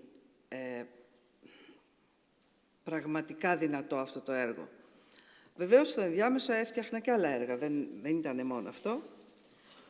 Οπότε ξεκινάμε λοιπόν από τη ζωή. Και τα τρία αυτά έργα είναι τρεις μεγάλων διαστάσεων εγκαταστάσεις. Πριν ξεκινήσω να κάνω ένα έργο, διαβάζω πάρα πολύ ιστορία, φιλοσοφία, θεολογία, μέχρι να φτάσω στο σημείο να αποκρισταλλώσω τη δική μου θέση ως προς την κάθε έννοια, για να μπορέσω να την αποδώσω καλύτερα. Λοιπόν, το κύριο στοιχείο της ζωής ήταν το νερό. Άλλη μια δυσκολία. Πώς θα το κάνω αυτό? Αποφάσισα λοιπόν και έκανα 4 κολόνες, αυτές που βλέπετε, 2 μέτρα η καθεμία, 2 και 2,20, διάμετρο 90 πόντους. Η μία κολόνα είναι μέσα στην άλλη. Είναι συνδεδεμένες οι 2 κολόνες μεταξύ τους με 10 πόντους απόσταση. Εκεί υπάρχει νερό μέσα σε αυτό το κενό. Και στην εσωτερική κολόνα υπάρχει η λαμαρίνα, στο πίσω μέρος της κολόνας, και μέσα στην από μέσα κολόνα είναι οι τηλεοράσεις. Επειδή προέρχομαι από τη ζωγραφική, σε όλα μου τα έργα θέλω να ενσωματώσω ζωγραφική, γλυπτική και βίντεο. Με κάποιο τρόπο. Εδώ είναι πολύ σαφής αυτή η έννοια και ήταν αυτό το οποίο έκανε αυτή την εγκατάσταση τόσο πολύ γνωστή και τόσο πολύ πετυχημένη, ας πούμε, και εδώ και έξω. Έχει αυτά τα τρία στοιχεία εμφανώς.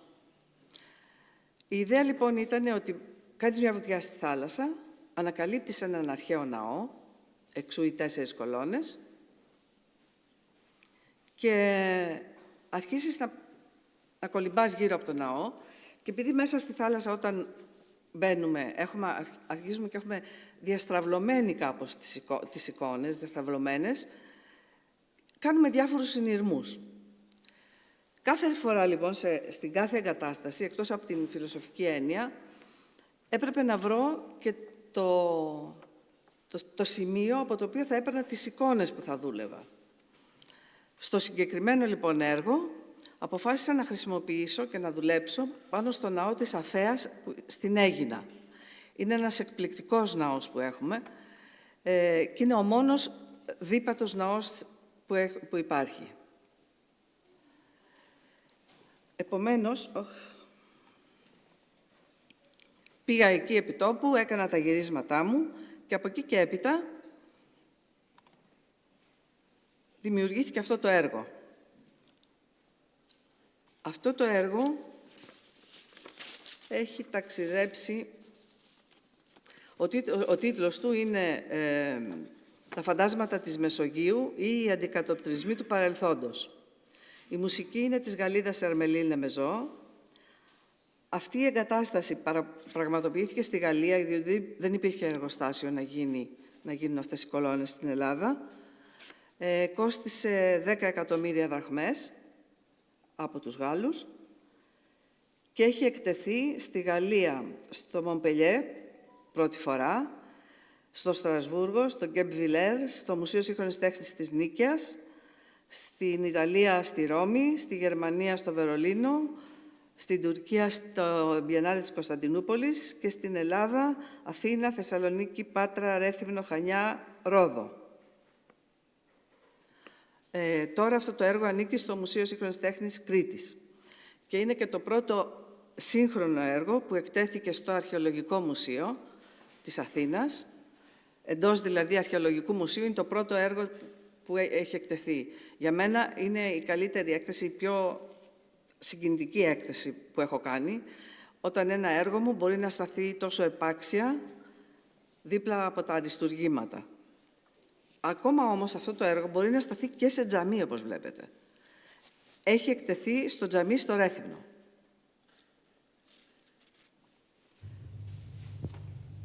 Αυτό είναι... τα βίντεο από τις τηλεοράσεις είναι διαφορετικά. Αυτό, ας πούμε, θα δείτε ένα από τα βίντεο, γιατί δεν μπορούσα να...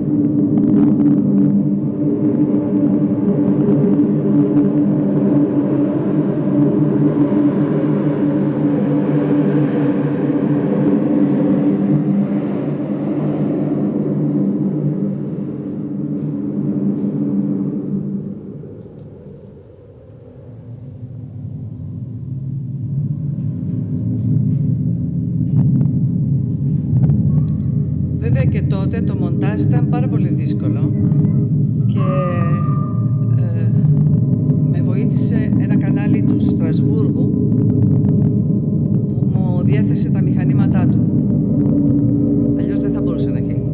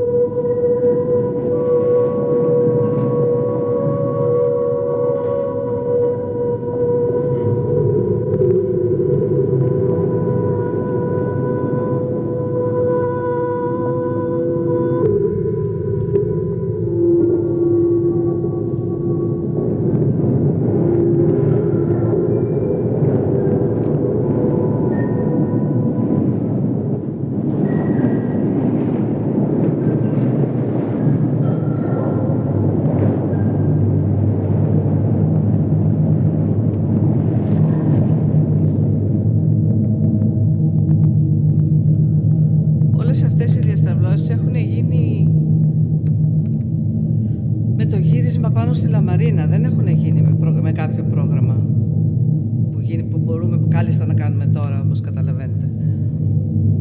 Το λέω για να επισημάνω τι εκμετάλλευση μπορούμε να κάνουμε της τεχνολογίας σήμερα.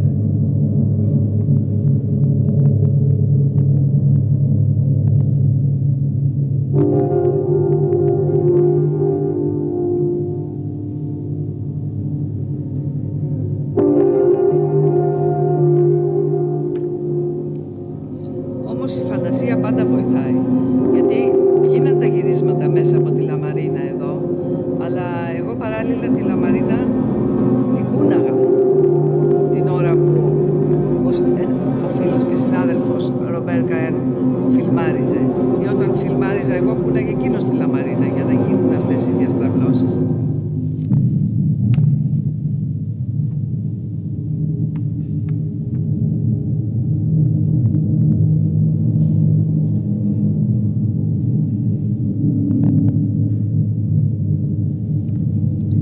Καταλήγω δηλαδή πάλι σε αυτό που έλεγα πάντα και στα παιδιά, την τεχνολογία τη χρησιμοποιούμε όταν δεν μπορούμε να κάνουμε διαφορετικά. Όταν δεν μπορούμε να βρούμε τρόπο να εκφραστούμε διαφορετικά, μόνο τότε χρησιμοποιούμε την τεχνολογία. Δεν ξεκινάμε από την τεχνολογία.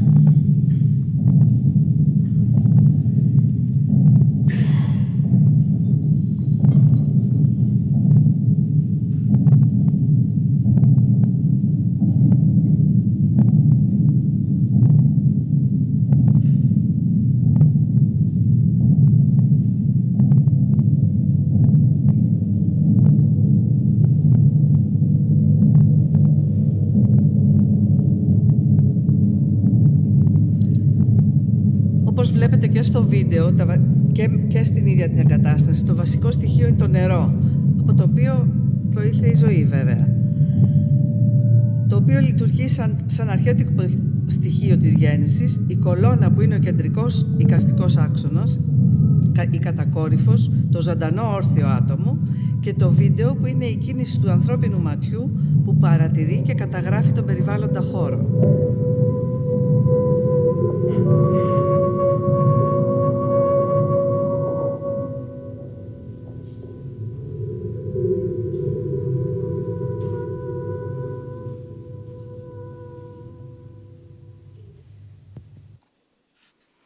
Παράλληλα, είχα κάνει και έκθεση με ζωγραφικά έργα βασισμένα πάνω στο ναό της Αφέας.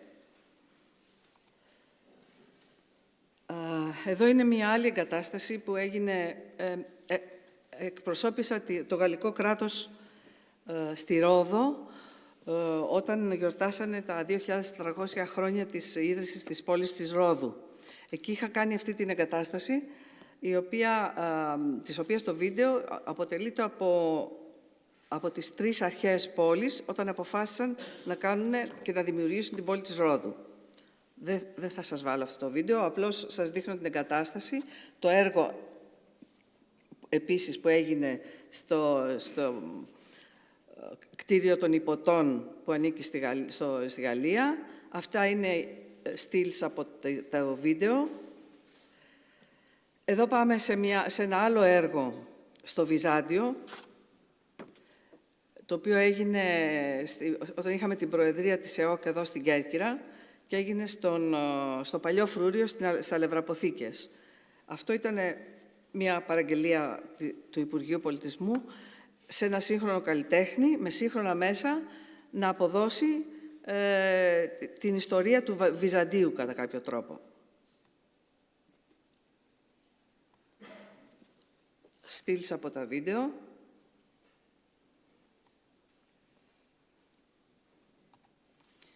Και πάμε τώρα στο δεύτερο μέρος της τριλογίας, τη ζωή.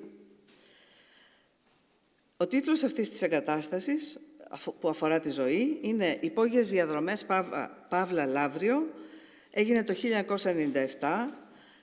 Η μουσική είναι του συνθέτη κλασικής και ηλεκτροακουστικής μουσικής, τον οποίο γνωρίζετε, του Χάρη του Ξανθουδάκη. Η εγκατάσταση αυτή έχει παρουσιαστεί στην Αθήνα, Θεσσαλονίκη, Αίγυπτο, στην Αλεξάνδρεια, Γαλλία, στο Στρασβούργο, Αγγλία, στο Λονδίνο, Γιόρκ, Καρλάι, Κίνγκστον και το έργο ανήκει στο Μουσείο Σύγχρονης Τέχνης στο Μακεδονικό. Στο Λαύριο, ο πυρακτωμένος πυρήνας της Γης παραπέμπει σε μια ενεργή μήτρα ζωής, τονίζει την ένταση και το πάθος των ζωτικών λειτουργιών. Στην κατασκευή από Λαμαρίνα και στο βίντεο, όπου οι εικόνες ηφαιστείων εκρήγνεται, ο θεατής γίνεται μέτοχος μιας ζεστής οπτικής εμπειρίας με αισθητικές προεκτάσεις. Το βασικό στοιχείο εδώ είναι αφενός η σκληρή οξυδωμένη λαμαρίνα, υλικό που προέρχεται μέσα από τη γη, πάνω στην οποία εξελίσσεται η ζωή μας, αφενός, και αφετέρου ο τρόπος λειτουργίας της εγκατάστασης, δηλαδή είναι ένα κουτί το οποίο έχει ένα μέγεθος 2,70 επί 2,20 ύψος, στο οποίο μπαίνεις μέσα, όπου υπάρχουν δύο κρατήρες και πρέπει να σκύψεις για να δεις το βίντεο μέσα στους κρατήρες. Αυτό είναι το εσωτερικό αυτού του κουτιού. Το βίντεο έχει γίνει από γυρίσματα μέσα από τις στοές του Λαυρίου, του ορυχείου του Λαυρίου, που είναι στην Αττική, κοντά στην Αθήνα, και επίσης από τα ορυκτά που βρίσκονται στο μουσείο, σε ένα καταπληκτικό μουσείο, γιατί πρέπει να πούμε ότι το Λαύριο θεωρείται το πιο πλούσιο σε ποικιλία ορυκτών που υπάρχει παγκοσμίως. Πάντα τα ζωγραφικά έργα, δεν υπάρχει περίπτωση να μην υπάρξουν. Συνήθως ξεκινάνε από σχέδια ή λαδοπαστέλ ζωγραφικά και καταλήγουμε στην εγκατάσταση. Αυτό είναι το βίντεο της εγκατάστασης. Δύο διαφορετικά βίντεο με απόσταση χρονική μόνο μεταξύ τους.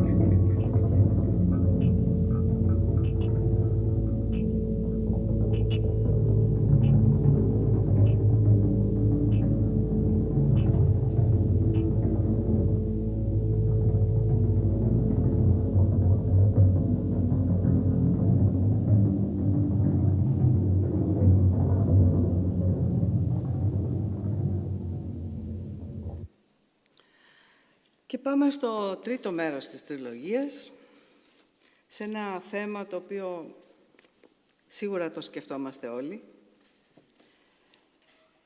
Έχει αναφορά στο αρχαίγωνο θέμα του θανάτου, όπου σε αυτό το έργο παρουσιάζω μια γυναίκα ξαπλωμένη σε οριζόντια θέση, τη θέση του ύπνου, του θανάτου, εν είδη νύφης ή ντυμένη με ένα λευκό φόρεμα που είναι σαν νύφη, αλλά μπορεί να είναι και σάβανο αυτό, η οποία, βοηθούμενη από εικόνες που την περιτριγυρίζουν, αναλογεί και αναπολύει τις σημαντικές στιγμές της ζωής της, αυτές που έζησε και αυτές που δεν μπόρεσε να ζήσει. Το βασικό συναίσθημα που ήθελα να δώσω σε αυτή την εγκατάσταση ήταν ότι ο Ρίσε βρίσκεται στον αέρα και θυμάσαι κάνοντας απολογισμό, σαν σε ταινία, τις διάφορες περιόδους της ζωής σου. Γι' αυτό το βασικό στοιχείο εδώ είναι ο αέρας και κεντρικός άξονας, η οριζόντια γραμμή, η γραμμή του ύπνου, του θανάτου. Ο τίτλος αυτής της εγκατάστασης είναι «Άδειλη τόπια πέραν το λευκό». Έγινε το 2009 με μουσική του συνθέτη ηλεκτροακουστικής μουσικής, το ξέρουμε όλοι, του Ανδρέα του Μιέστρη. Το έργο αυτό έχει παρουσιαστεί στη Γαλλία, στο Στρασβούργο και τη Μασσαλία, όταν ήταν πολιτιστική πρωτεύουσα, στην Αθήνα, στο Ρέθυμνο, Ρόδο, Κέρκυρα, στη Ρωσία, στην Αγία Πετρούπολη και στην Κίνα και το Μαρόκο. Μία κόπια του έργου αυτού βρίσκεται στο Μουσείο Σύγχρονης Τέχνης. Τώρα, επειδή καλώς ή κακώς είχα και εγώ αυτή την περιέργεια με την τεχνολογία, θέλησα εδώ να χρησιμοποιήσω και αισθητήρες. Η πρώτη λοιπόν εκδοχή, η πρώτη παρουσίαση αυτού του έργου που έγινε στο Στρασβούργο, παρουσιάστηκε με αυτή τη μορφή μία και μοναδική φορά. Δυστυχώς, γιατί η τεχνολογία μας πρόδωσε. Ήτανε πολύ νωρίς ακόμα το 2009 και οι αισθητήρες δεν δουλεύανε. Τα είχαμε δουλέψει με τον κύριο Δελιγιάννη αυτά. Δούλεψαν μία μέρα οι αισθητήρες, γιατί έμπαινε σε ένα διάδρομο, που ήταν το έργο, με προβολές δεξιά-αριστερά και μετά σε ένα κυκλικό χώρο. φόραγε ένα στεφάνι στο κεφάλι με 4 αισθητήρες. Στη δεξιά προβολή ήταν εικόνες και γεγονότα της φύσης. Ηφαίστεια, πλημμύρες, διάφορα. Έμπαινε στο οβάλ, όπου ήταν η γυναίκα η οριζόντια, δεξιά-αριστερά σύννεφα, και στην αριστερή οθόνη οι αισθητήρες μεταφέρανε την ένταση του αίματος, της ροής του αίματος. Δηλαδή τη συναισθηματική φόρτιση που έπαιρνες από τις εικόνες και γινόταν γραφισμός. Θέλησα λοιπόν εδώ, σε αυτό το έργο, τη ζωγραφική, να την ενσωματώσω μέσα στο βίντεο.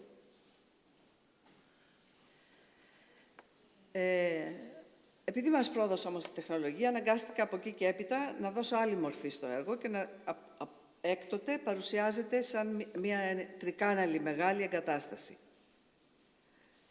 Θα σας βάλω λοιπόν αυτή την εκδοχή του Στρασβούργου.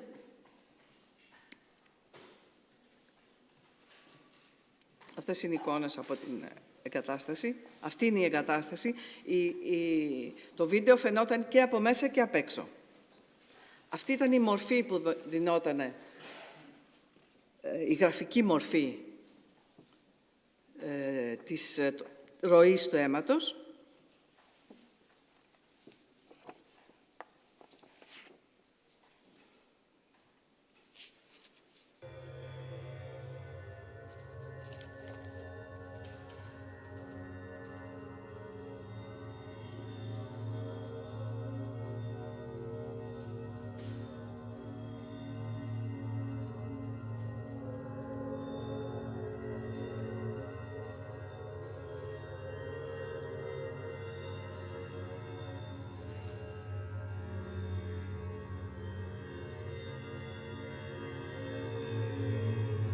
Η ηθοποιός είναι η Κατερίνα Τάλμπαχ, πολύ γνωστή ηθοποιός και σκηνοθέτης της Γερμανίας.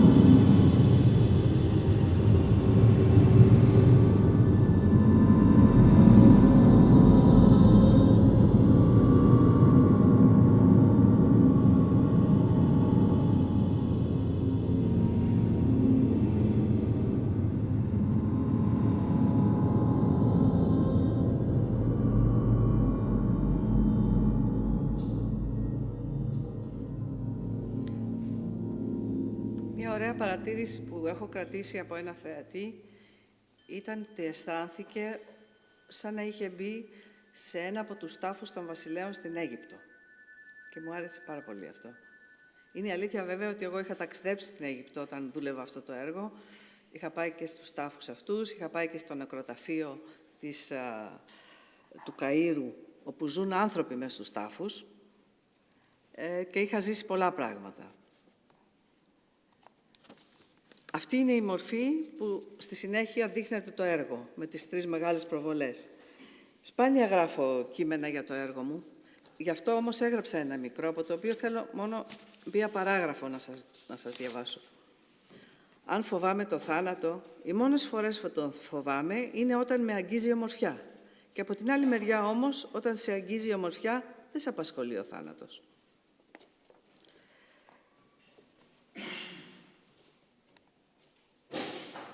Αυτή είναι η μορφή που παρουσιάζεται έκτοτε το έργο, αφού δεν δούλεψαν οι αισθητήρες.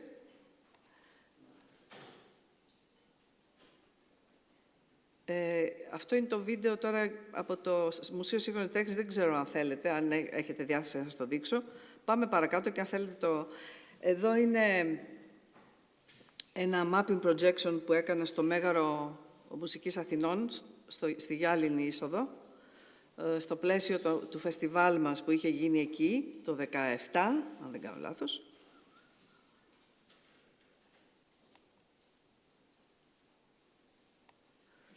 Αυτό είναι μια άλλη εγκατάσταση, ο φόβος. Είναι αυτό το γλυπτό, που είναι κάτι μεταξύ αυγού και οβίδας. Μέσα το βίντεο είναι ένα πουλάκι το οποίο προσπαθεί να βγει, να σπάσει το κέλυφος και να βγει και μετά από μεγάλη προσπάθεια βγαίνει, κάθεται κάποια δευτερόλεπτα έξω και φοβάται από τον κόσμο και ξαναμπαίνει μέσα και κλείνει το αυγό. Πάντα σχέδια. Εδώ είναι ένα έργο The Beautiful Fish. Παρουσιάστηκε το 2021 στη Νέα Υόρκη, σε μια έκθεση που μου το είχαν ζητήσει. Και εδώ είναι ένα από τα πιο τελευταία, το 2021 επίσης, το 2021, που το δουλέψαμε με την Τάνια Τετζηρίδου. Παρουσιάστηκε στο ψυχιατρίο στο Δαφνί στην Αθήνα. Ήταν μια εγκατάσταση στην οποία έμπαινες μέσα. Αυτό το δάσος είναι το δάσος του Τατοΐου, το οποίο μετά από 1 μήνα κάηκε. Υπήρχαν κάμερες που αναγνώριζαν το πρόσωπο του θεατή. Μόλις αναγνώριζε τον πρόσωπο του θεατή, συνέβαινε κάποιο γεγονός στο δάσος. Αυτό ήταν το κόνσεπτ.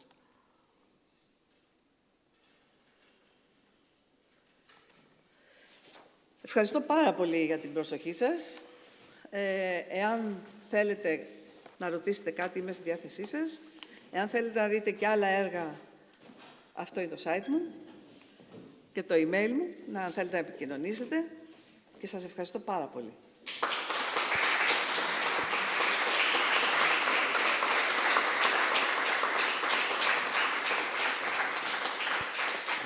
Ευχαριστούμε πάρα πολύ, Μαριάννα. Είναι τόσο πλούσιο το έργο σου, τόσο εντυπωσιακά αυτά που έχεις κάνει, τόσο σημαντικά για την Ελλάδα και διεθνώς. Είναι πολύ μεγάλη μας η χαρά, το έχουμε και πριν. Υπάρχει αυτή η συγκίνηση που είπες και εσύ πριν, που είσαι πάλι εδώ και βλέπουμε τα έργα. Τα έχουμε δει τα πιο πολλά και εμείς και σε κάποιες εκθέσεις, αλλά πάντα τα βλέπουμε ξανά με πολύ μεγάλη χαρά. Υπάρχει κάποια ερώτηση, κάποια παρατήρηση?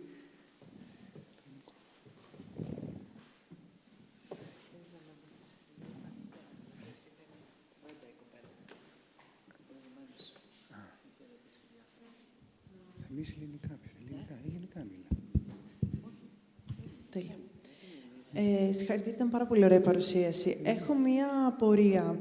Αναφέρατε ότι για την τεχνολογία, ότι την αξιοποιούν στην ουσία οι καστικοί, σε εισαγωγικά, όταν είναι ανάγκη, όταν δεν υπάρχει κάποιος άλλος τρόπος. Ήθελα να ρωτήσω, Εάν ένας εικαστικός θέλει να ασκήσει πολιτική κριτική σε ένα συγκεκριμένο γεγονός και εκφραστεί μέσα από το ζωγραφικό καμβά, αλλά διότι δεν του αρκεί και θέλει να δημιουργήσει κάτι το οποίο να ανταποκρίνεται στη βιντεοτέχνη, εκεί, επειδή η ανάγκη δημιουργήθηκε μεταγενέστερα, τότε δεν θα μπορούσαμε να πούμε ότι δεν είναι video art αυτό που έφτιαξε, ότι δεν ήταν... Ποια είναι η διαχωριστική γραμμή στην ουσία για να θεωρήσουμε ότι ένα έργο είναι βιντεοτέχνη γιατί δημιουργήθηκε από την πραγματική ανάγκη, ότι δεν υπάρχει κάποιος άλλος τρόπος έκφρασης, με ένα έργο το οποίο μπορεί να φαίνεται ότι θα υπήρχε και άλλος τρόπος έκφρασης. Ποια θα είναι η γραμμή που μπορούμε να το διαχωρίσουμε? Κοιτάξτε να δείτε. Το έργο που παρουσιάζεται μπορεί να ονομαστεί βιντεοτέχνη, εντάξει. Εάν θέλει κανείς να κάνει μια πολιτική μνήα, μπορεί να βγει μέσα από το έργο, αλλά με έναν εικαστικό τρόπο. Εάν θέλει να δώσει όμως ένα είδος ντοκιμαντέρ, δεν είναι βιντεοτέχνη. Γιατί τώρα, δυστυχώς, ο καθένας με τα κινητά που έχουμε και παίρνουν πολύ ωραία βίντεο, παίρνει ένα βιντεάκι από μια διαδήλωση και σου λέει «Α, έκανα βιντεοτέχνη». Δεν είναι αυτό. Δεν είναι αυτό βιντεοτέχνη. Αυτό είναι καταγραφή ενός γεγονότος, πολιτικού ή κοινωνικού ή οτιδήποτε. Βιντεοτέχνη είναι όταν θες να εκφραστείς εικαστικά, έτσι, εφόσον είσαι εικαστικός, και αυτό που θες να δώσεις, δεν μπορείς να το δώσεις ούτε με μολύβι, ούτε με κάρβουνο, ούτε με λαδοπαστέλ, ούτε με τίποτα, αλλά πρέπει να χρησιμοποιήσεις την κάμερα. Η κάμερα όμως πώς θα χρησιμοποιηθεί? Τι αποτέλεσμα θα δώσει? Δεν ξέρω αν απάντησα, αλλά... Ναι, να ρωτήσω κάτι ακόμα. Δεν υπάρχουν και άλλοι παράγοντες. Για παράδειγμα, όσο αφορά τους πολιτιστικούς φορείς ή το κράτος, τις γκαλερί. Εάν σε μια γκαλερί, αυτό το οποίο θα τραβήξουμε σε μια διαδήλωση, τροποποιηθεί για να δημιουργηθεί βιντεοτέχνη και τοποθετηθεί μέσα σε ένα εκθεσιακό χώρο, εκεί αυτόματα ο θεατής δεν μπορεί να σκεφτεί ότι είμαστε μέσα σε ένα εκθεσιακό χώρο, άρα αυτό το οποίο κάποιος δεν θα το είχε εκθέσει μέσα σε αυτό το χώρο και θα θεωρούνταν ότι είναι απλά ένα βίντεο διαδήλωσης. Τώρα που τοποθετείται μέσα σε μια γκαλερί, αποκτά μια άλλη έννοια και άλλη μορφή, οπότε εκεί μπορεί να θεωρηθεί βιντεοτέχνη. Όχι. Δεν είναι ο χώρος που δημιουργεί τη βιντεοτέχνη. Είναι το έργο. Δηλαδή, αν θέλεις... Συγγνώμη, τον ελληνικό. Είναι η διαφορά ηλικίας. Πολιτικό έργο ήταν το βίντεο ένα που είδατε με τις παρελάσεις των Ναζί. Αυτό ήταν καθαρά πολιτικό έργο, δεν ήτανε? Μάλιστα. Όμως, επειδή εγώ το είχα χρησιμοποιήσει μέσα από έργα, το είχα δουλέψει διαφορετικά, μπορεί να θεωρηθεί βιντεοτέχνη. Όχι επειδή θα εκτεθεί σε κάποια γκαλερί. Το έργο τέχνης δεν το κάνει ο χώρος που εκτίθεται. Το ίδιο το έργο είναι. Αυτό το σκέφτηκα από τον Έσολ Γκούντμαν που είχε πει ότι μία πέτρα στον εξωτερικό χώρο είναι μία πέτρα. Όταν θα την τοποθετήσει σε έναν χώρο έκθεσης και του δώσει μια συμβολική αξία και είναι ένα έργο τέχνης. Οπότε γι' αυτό το σκέφτηκα με βάση την έννοια. Ναι, προσωπικά δεν συμφωνώ. Ναι. Τόσο. Ευχαριστώ πολύ. Τόσο κάθετα. Ευχαριστώ πολύ. Ωραία, ευχαριστούμε. Τώρα αυτό που άνοιξε τεράστια συζήτηση. Ελπίζω να μην την ανοίξουμε τώρα αυτή τη συζήτηση. Είναι ενδιαφέρουσα. Αν υπάρχει κάποια άλλη ερώτηση, ναι. Μου επιτρέπετε ένα σχόλιο. Δεν είναι ακριβώς ερώτηση. Απλά επειδή πρώτα απ' όλα στην τέχνη, την τέχνη την κάνουμε με τεχνολογία. Οποιοδήποτε εργαλείο είναι τεχνολογία. Στην τέχνη μας, από τη ζωγραφική μέχρι η τεχνολογία δεν είναι τα τσιπάκια, ούτε ο ηλεκτρισμός, ούτε τα καλώδια. Τέχνη είναι τα εργαλεία. Η τεχνολογία είναι τα εργαλεία. Τέχνη τώρα δεν είναι τόσο το πλαίσιο. Οποιοςδήποτε μπορεί να βάλει κάτι οπουδήποτε. Αν αυτό δεν περιέχει μια αλήθεια και μια αισθητική, δεν αποτελεί τέχνη. Επίσης, το πολιτικό υπάρχει παντού. Μου διαφεύγει τώρα γιατί φτάσαμε σήμερα το πρωί. Είμαι φοιτητής στο μεταπτυχιακό του τμήματος. Φτάσαμε σήμερα το πρωί με την πρωινή πτήση. Διάβαζα τώρα τις προάλλες.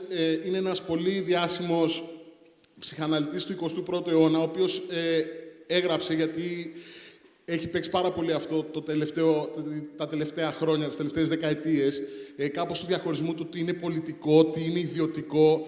Και είπε ότι αν προσπαθήσει, λέει, κάποιος να μου αφαιρέσει από την ψυχανάλυση το πολιτικό, είναι, λέει, σαν να μου προσπαθείς να μου βγάλεις από τα πράγματα την ουσία των πραγμάτων.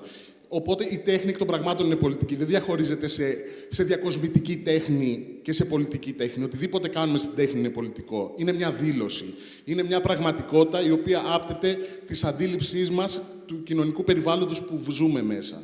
Οπότε όλα αυτά που κάπως εντέχνης μοιάζει να προσπαθούν να συμβούν πλέον για να αποδυναμώσουν την τέχνη τόσο ως προς τη γνώση και την τεχνογνωσία που κουβαλάει και το έργο που κάνει ένας καλλιτέχνης, μέχρι και την πολιτική της και κοινωνική της διάσταση και το κατά πόσο είναι επιστήμη. Αυτό. Ευχαριστώ. Ευχαριστούμε. Ναι, ο Μάνος. Δεν έχω να απαντήσω. Μία απλή δήλωση έκανα. Δεν έχω να πω κάτι. Εξαιρετικά έργα. Ευχαριστώ.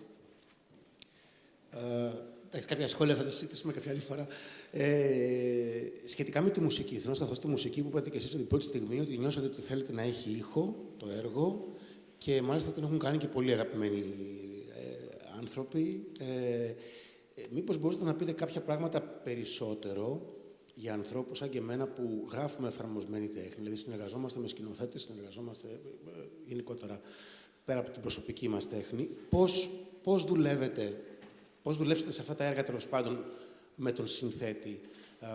Συζητήσατε για κάποιες εικόνες, για κάποιες αισθήσεις, το δομήσατε, το αυτοσχεδίασατε, δηλαδή, πείτε λίγο πάνω σε αυτό. Όχι, δουλεύουμε σαφώς παράλληλα.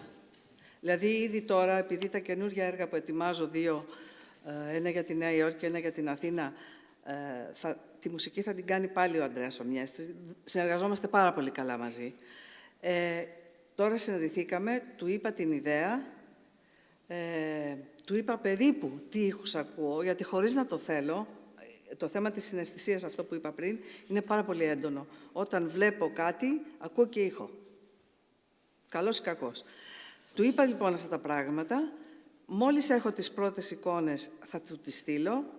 Θα μου στείλει τους πρώτους ήχους που έχει σκεφτεί. Θα συμφωνήσουμε πάνω σε τι και θα προχωρήσουμε έτσι, βήμα-βήμα. Είναι πραγματικά σαν να δουλεύουμε μαζί. Δεν κάνει, όχι. Σε κάποιο έργο, στη Ρόδο ας πούμε, είχα πάρει ένα αυτούσιο κομμάτι από κάποιο μουσικό, ξεχνάω και το όνομα, είναι χρόνια τώρα, αφού πήρα την άδειά του βέβαια. Και έβαλα αυτό το κομμάτι, αλλά αυτή τη φορά μόνο.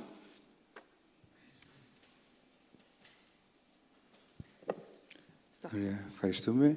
Νομίζω καλά είμαστε από ερωτήσεις. Να προλάβουμε να κάνουμε και λίγο διάλειμμα, γιατί έχουμε τα επόμενα session σε μία ώρα. Οπότε, λοιπόν, να ευχαριστήσω και πάλι τη Μαριάννα. Εγώ ευχαριστώ όλους. Πολύ. Ευχαριστούμε πολύ.